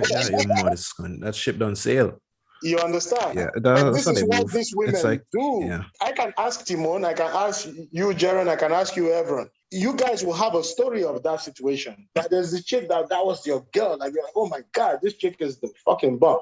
But she was chasing a fucking dead bag. That's what the thing I'm trying to tell Timon is that stop making excuses for them. That's her choice. Fucking broken compass. They don't know how to pick. And the problem is the media keeps telling them, oh, you go, girl. He's not ready for you. He don't need a real woman. Blah, blah, blah. That is a stupid thing. And it's like, oh, I made a mistake. Oh, but I'm learning. Who the fuck? As a man, I don't have that choice. I fuck up, I go to jail. Or die. Or I die. What the fuck? You know, why the fuck do you get a pass? You say you want equality, then all of a sudden now, hey, things are about to change, but guess what? In the States, they're about to start drafting bitches too. Hey, you wanted equality? You're going to get it now. They're about to start drafting women. And guess what? The draft is coming to Canada too. They're going to start drafting women too. Let me go renew for my passport, see? See, Antigua call me. Yeah, I feel it, man. Like I see where everybody coming from. Like I know Timon's not just trying to play devil's advocate, but he's trying to get into into the deeper side of it too. But I feel everyone, to be honest. No, see, listen. The thing is this, right? Timon doesn't understand that I am actually wait. What the fuck? We've not heard from Timon in a while. Where is that nigga around? Oh, Timon there, man. Oh, I'm here. You listening? First time.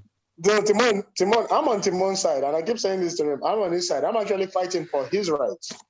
He might disagree with me on anything. I'm fighting for his rights. Like, for example, that chick came on, that Nathania girl, she came on, right? They were having a conversation and all that. She said, oh, he's gay. You mean the gay guy? The gay guy? Why is it that when a black man honestly I don't see, that's kind of how okay, so like for Caribbean people, for sure, for Caribbean people, we are literally mean for no reason because we don't take stuff to heart. So like we say the meanest things with intent of it being funny, but like I don't think she actually meant she was gay. You know, like that. She was just calling you gay because that's something she could call you. You know? Like I said before. Just because. Yeah, she just black. because. She black like I am. All right. That if I don't want to say this because this might come off as horrible, but I'm gonna say it anyways. Who gives a fuck? We're on the platform. Let's get some more followers going. All right. Here's the thing, Timon. Let it never be said that I never did some shit for you, man. But anyways, listen. She's a black woman like I am. If there was Timon might edit this out. I don't give a fuck. So let him do what he got to do. If there was a black woman and a white woman, of course I'm going to save the black woman. It's not a hash thing. It's just what it is. You understand? And I'm pretty honestly, I might save the white woman because she can say thank you. Last time, bro. It really is that simple. Dog, bro, I've held doors for I like to hold doors for people, right? And I hold the door for a black woman. And she looked for me and she go on a type. I was like, bitch, I honestly could have just held this door and just kept you outside this door. What was you gonna say? Thank you, sir. This is a savage. I feel that. The thing is, that came from Jaron's soul, you know. I know that Jaron, you dream about that answer. That body will keep you up at night. I gotta set my own precedent, man. You know what I mean? And you know what I'm trying to say to Timon is like, you know, like, and the thing is that what I try to say to him, I said to Timon, I said, listen, you gotta ask yourself one thing: do you want equality of opportunity or equality of outcome? That is a simple question you got to ask yourself. Equality, I say to myself, I want equality of opportunity. I want, if Timon, Jaron, Evron go to they want to be a firefighter, I want them to have equal opportunity to get that job. Not be treated differently. Yeah, fair. I don't want them to say, oh, we got two white guys, two black guys. Okay, we gotta have a woman now. Mm-hmm. No, I don't fucking want that. Like, okay. I feel like, we don't want. You can't hire you because we have too many men and we need to diversify, so we need a woman. Thank you. So you can't. I feel you. Yeah. You know, and that's the thing. And I said to them, and I even said to Timon, I don't know if Timon actually did this. If he checked Survivor Series, Island 1, Island 2, and he could actually check Bear Grylls. You guys know Bear Grylls, right? Yeah. Bear Grylls, men versus women. Check that out too. You're gonna be shocked. The women almost died too. That's another situation. It's the fact that this is always funny every time I hear about it. Bro, I want to say it because it's like people don't get it. And then I will give you another one because Timon gonna be like, okay, well, you can't say that. Okay, let me give you another one. British SAS training, men versus women. The men beat the shit out of the women. And you know what the instructor said to the women? Do you think the terrorists give a fuck if you're a woman? You think the terrorists gonna be like, oh, I shouldn't pull that trigger because that's a woman. Oh my God. Oh, I can't shoot her, she got boobs. It will shoot you dead. Let's not stop thinking logically and start thinking like, okay, you know what? It is what it is. Men are good in some things, women are good in some things. Listen, men need women, okay? Women need men. That is a fact of the matter. I feel like, yes, men need women, but men should not be with women until a man knows his path. Because, of course. We agree. I love Erica here, right? But like I had to take a step back from this relationship because this relationship was distracting me from my goals. See? But you know, I need to lose a pound. Don't talk to me. I really gotta ask Timon this. Timon, do you understand what I'm trying to say here? Like, do you see what I'm trying to say? Bro, I asked a question and y'all think I'm not understanding. And I'm doing what everyone's doing to let y'all know that I understand. I understand what y'all are saying. I never said I didn't. I see where y'all are coming from. Never said I didn't. Do you agree? I'm not going to agree with everything, but I agree with the majority of what you're saying. Because I know where it's coming from, what you mean. Stop saying where I'm coming from. Where are you coming from? Do you see what I'm saying? Do you understand what I'm saying? I've been asking questions so we can figure out where we all coming from. Okay, I'm sorry. Okay, I'm sorry. Please ask your questions. Like I've been trying to listen. There's no questions here to ask because I'm clearly asking a question doesn't get me anywhere. So I'm listening. Okay, Timon, I'm sorry. There's nothing to say. There's nothing to say sorry for. I've been trying to listen to it. Like I didn't cut you off. I've been trying to listen. Please tell me where do you disagree with me? Let me just know. Tell me what is it I'm saying that you don't agree with? You see, you can't put me on spot like that because I remember. But it's not like if I'm saying it's like you're throwing sand in a calendar and you're straining out the water. There's things that I agree with, and there's some things that just throwing sand in a calendar, drain of water. What? Why does it have to be a saying? It's a visual. You throw some sand in a strainer then instead of a calendar. I don't know, it matters. Okay, yeah. No. And this everything that you're saying, some of the stuff I'm like, okay, I'm agreeing with, and others I'm not. But I can't really pinpoint the things that I don't agree with because they're few in the numbers. But it's not everything I'm going to agree with that you're saying. Okay, so let me ask you this. Do you believe that when you go through family court, do you believe that men and women should have equality to the kids? Yeah. Okay. Do you believe that when... hold on. But how do you get equality that way when you all are separated? Because the kids can't live in between both y'all. Nonsense. No. Do you believe that if I want to see my child when I'm off, like when I'm not working, because I have to pay money for child support. So when I'm not working and I want to see my kid, do you believe that I should have that access to see my kid? So before you say what I believe or don't believe in, right? Yeah. What's the whole situation like in this scenario in terms of who has this is not a scenario. This is real life. It's like niggas can't see their kids unless mama say you can. Yeah, I know that's a reality. A lot of the situations is that men have to pay child support. If we're gonna think about one certain scenario, we can't ignore the others, even if one happened the most, right? So I'm just saying, paint a scenario where I have certain facts where I can give you so an Timon, opinion. Here's the thing. The majority of times, what men have said, and this is why even in Canadian court, it's been changing now in the last 10 years, that judges look at women and say, okay, she's not a fucking saint. They look at everything critically now.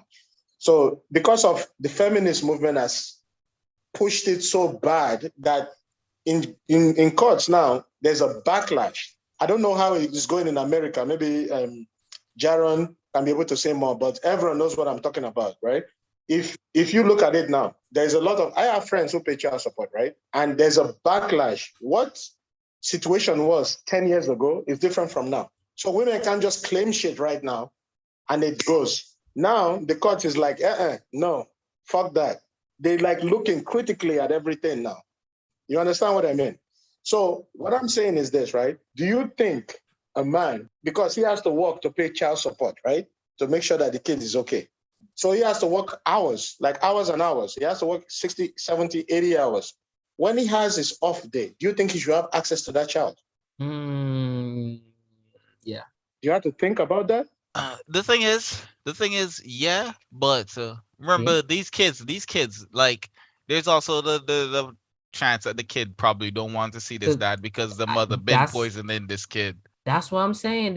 Okay, so it is like this. There's a lot of things to what if the child coming with you isn't the best choice for the child, even though you're paying child support. See, that is a bad thing because I am asking a question. I understand that, but I'm answering. I'm trying to answer it. I'm not attacking you. Just putting that I'm out not there. attacking you. Timon. It's for Jaron mostly. Come on, that's something you want to start with me? Yes, bitch.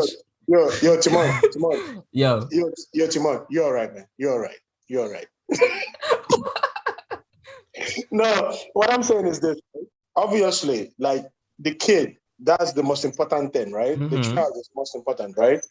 Like I give my life for my kid, right? So, but the situation is this, right? A kid, and you guys can correct me if I'm wrong, right? I mean, you guys are all men on the platform, and I think this way, but maybe you guys think differently. Mm-hmm.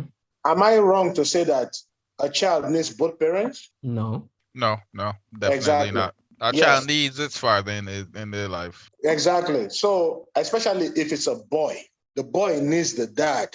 It's an important thing because the mom can be like, "Oh, why are you doing this?" Blah, blah, blah, blah, blah. The boy won't listen. But if the dad goes, "Yo," the boy will be like, "Shit." That's like my cats. That's like my cats. Bro, Eric, if we talking to these cats, I say, "Yo, that's the upbringing." sit down. Yeah, but subconsciously you're stuck to the tradition, and now you're bringing up the child in that lifestyle. Because Timon, you got to understand something, right? When I told you about Island 1, Island 2, you know what the problem was with the women? Why it didn't work out for them? Is this. They try to govern by committee. Oh, I feel like this should be this way. I feel like that should be this way. No, we should have a vote. Oh, we should vote on this. Oh, we should vote on that. You know what the man did? The man was like, you are an engineer? Okay, you used to work plumbing? You were an electrician? Okay, you used to work in fucking gold mine. All right. You're gonna be the guy. Okay, guys, we agree. Good. This one is the one. This guy is the guy who will cut the trees. This one will fucking get us the fire going. Whatever. The man said, "Okay, tell us what you want us to do. You, the fucking engineer. What do you think we should do?" And the man fell in line because you know why? Men, we like regiment.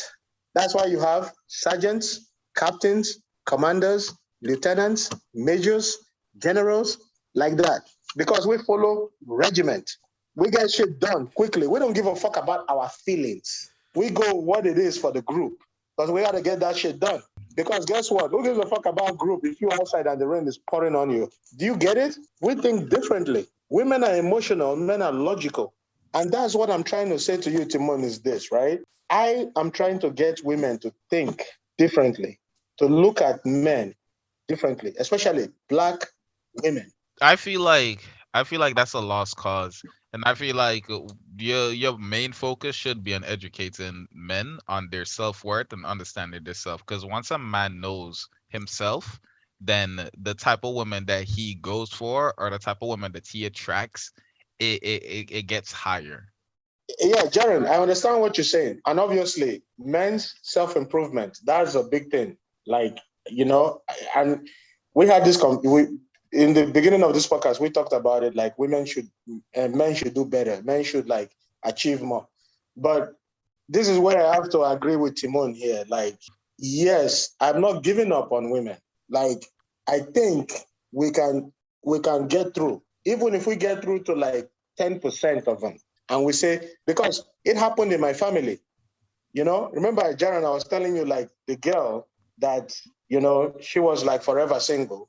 And because she makes so much money and she takes care of everybody, right? Nobody told her nothing. And I said to her, I'm like, listen, you basically like a fucking pump and dump. That's what you are. She's like, excuse me? I'm like, oh, you excused? The door is right there. You can leave. Ain't nobody holding you back. I told her you're a pump and dump. Because guys, they grab you, they pump, they dump, they move on.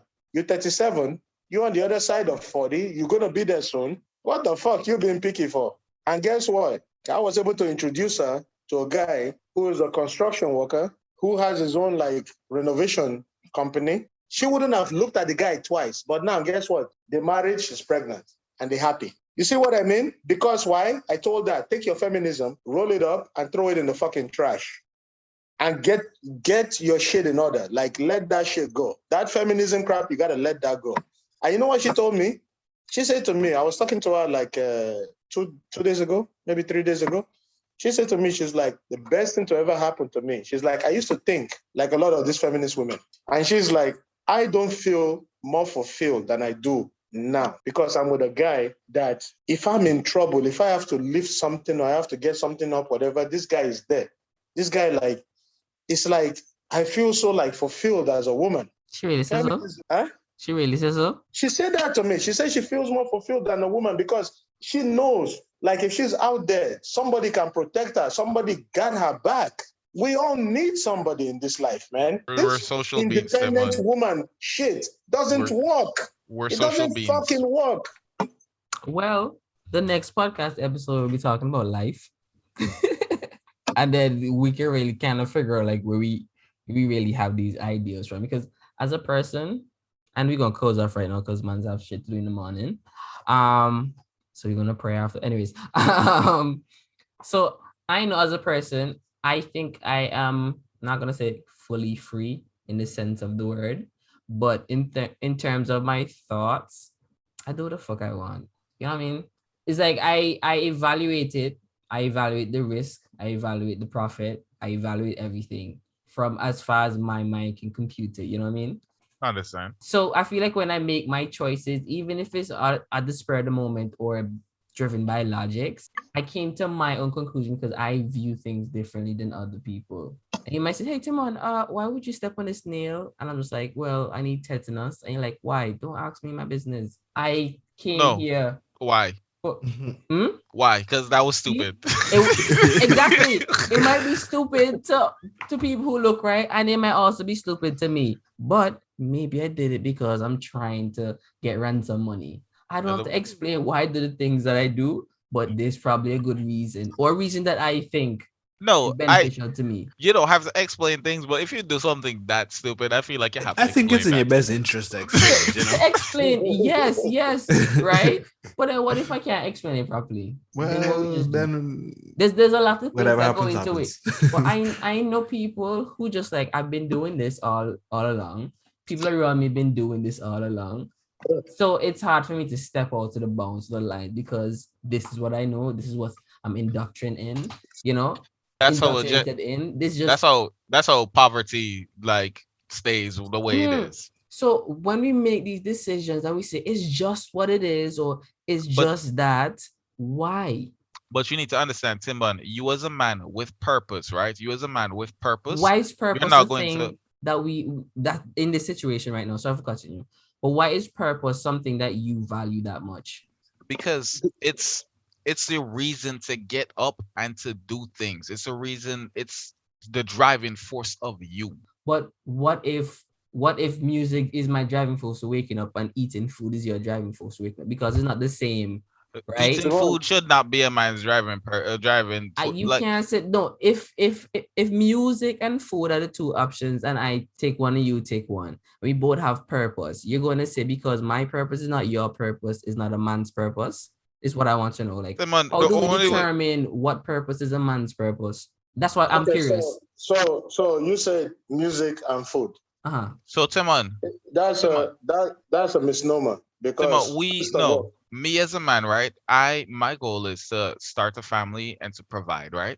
So now my purpose is eating food Timon, not unless I have a famous YouTube channel where I'm going around the place and eating food and making money off of eating food. If you're not making money off of eating food, then you're just fucking killing yourself. So the guys who making money off of eating food just woke up and say, "I'm gonna make money eating food." No, They're killing themselves too. It coming from a place because what they say, every hobby or passion should be something that you enjoy doing. Okay, so what I'm saying is this, right? Timon, what you're saying is that Sorry, everyone.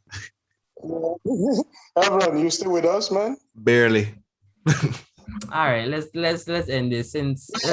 I have to go too. That's when he said that, when he said barely, you know what I was thinking about? Do you guys remember that video? It's like, I'm blind, I can't see. Barely. I'm legally blind. Barely.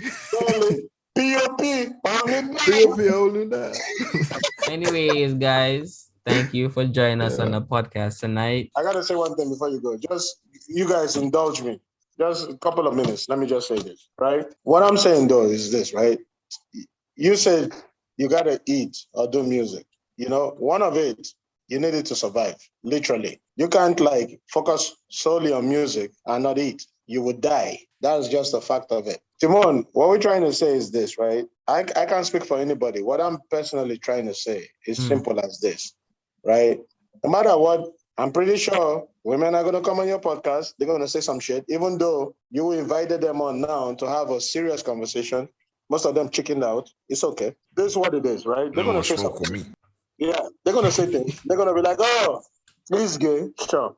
He's full of shit, blah, blah, blah. Okay, fine. They can say whatever they say. But what am I trying to achieve? No matter what it is, this is the key of what you can tell them, okay? And this is what I'm telling you. Guys, I think men and women need each other. I think men and women, the roles should be what they are. And I agree with it. If a woman says she wants to go and pursue a career and all that, that is fine. But one thing you should understand is this. The market, just like with anything else, with the stock market, with the fucking beauty market, with anything, the market determines what your value is. If you decide to pursue your career and you end up at 40 years old, you shouldn't expect that all of a sudden, okay, now I want a guy. And then guys are going to be lining up. No, you're 40, you're old. It's not going to happen. Everything you do in life is a sacrifice. If you decide that... I mean, she could get a husband if she meet me in the gym. No. Well, what I'm saying is this. For majority of people, if you are 40 years old, you can't give a guy who is 26 or 27 a kid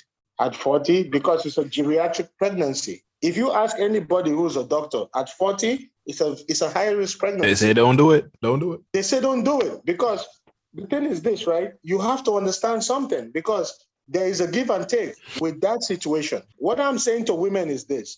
What you were promised that you could have it all, that is bullshit. Nobody in life can have it all. Everything in life is a sacrifice. If you decide that in your 20s, I want to have a family, I want to have a husband, I want to have a good man, in return. Yeah. Then guess what? You will get that because in your prime years, when you are at your highest sexual value, you decided to commit and you went with a man. And guess what? That's why you see some dudes who are like, what, billions of dollars. They're with a chick who doesn't look that good, but the chick was with him from when he was 25. You understand? And that is the thing. You have to understand that every single action you take has consequences. If the bitch is telling you that I don't cook, I don't clean, but I got this ring. But guess what? She cooking and cleaning for her husband. She doing that shit. But you over here, you gulping that shit like a fucking idiot and thinking that is what life is. Life is not that. Life is actions. Life is consequences. If you decide that you want to chase your career, you should understand that you will sacrifice family. You might not have a kid, you might not have a husband. That is the choice that you made. If you decide that, think about this. If women put in as much effort into getting a good man as they did into chasing their career, do you think they'll be single? Of course not. Thank you. That is all I am saying. And they can take it wherever way they want. And guess what? If the women come on the program and they say, oh, they have a problem with me, whatever, I got one thing to say to them. Suck my dick and gargle my balls, bitch. Yo, I hear the man like Mike. Man like Mike. I love you guys, man. I'm on your side. Too, Timon, Darren, Lewis Hamilton, I'm on your side.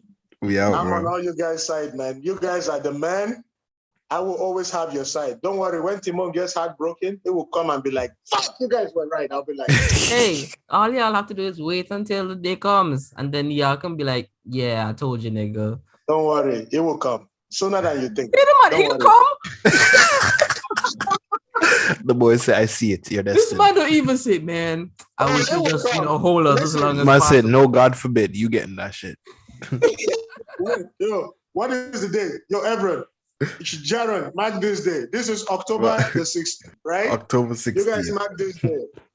This guy is gonna get so fucking heartbroken. He's gonna come and be like, "Hold on, Mike. Mike, if you listen back to like a couple episodes back, he played a song that he made from when a girl broke his heart." Wait, what? Yo, I gotta say this though. Can I indulge you guys in something? You guys play music on the podcast. Can I play you guys just one song? It's 2.5 minutes. Just listen to this song. Tell me what you guys think. Can I do that? Sure. I feel like I know what it is. Okay, let me just play this. I hope you guys. I swear, if it's that Batman song. Okay, well, let's see. All right.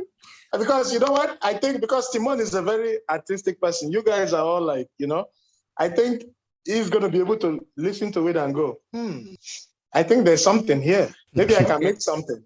Timon, if you guys decide to listen, Jaron, Evron, if you guys ever want to come to Africa, let me know. I got you. Listen, you're not saying some beautiful women till you come to Africa. I got you, man. I fucking got you. With the alley, bet.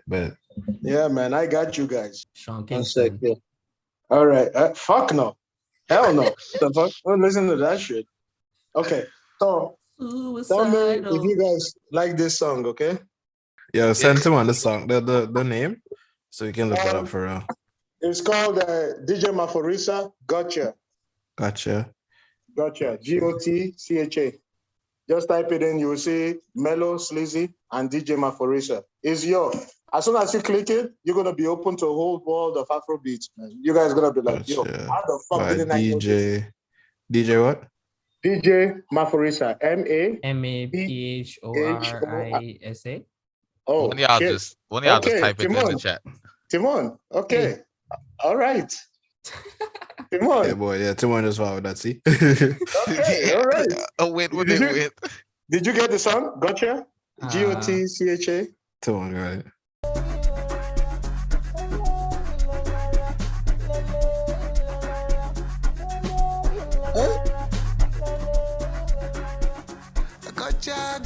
Gotcha. Let me get to know you. When you bend it over, let me shine all over. Gotcha. Let me hold you. Bro, I'm high and I'm like falling into the beat.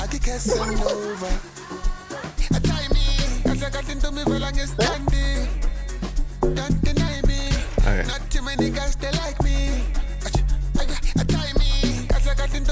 Them boys will get on board.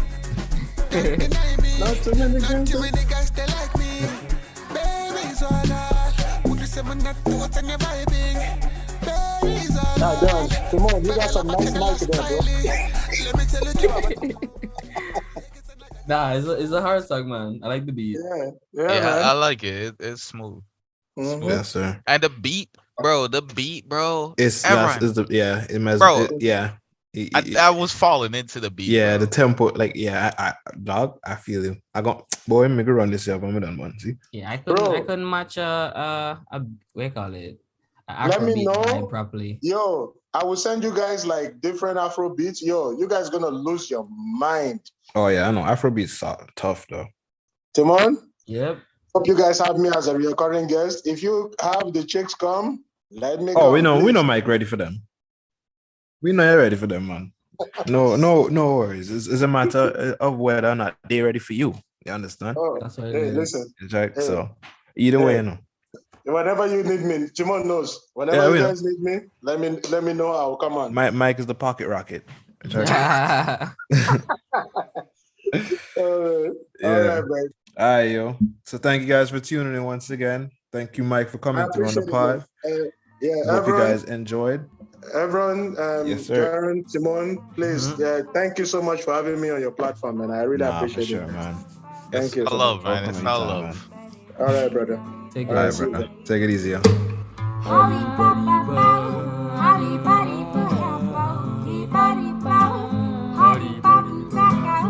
Darling, darling, darling, please stop driving me crazy all night long.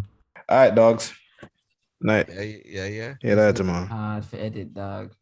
It doesn't cost me in my pocket here. You know, that's half the reason I was quiet for so long. Yo, I saw what you were doing. I was just like, man, thanks, everyone. I was like, I don't even know where to comment. I'm like, you know what? This is I too have much. to listen over and make sure when John cutting in, because John had a couple of stats. I'm just like, I can't cut those. Literally, that's what I'm saying in my head. I can't cut those.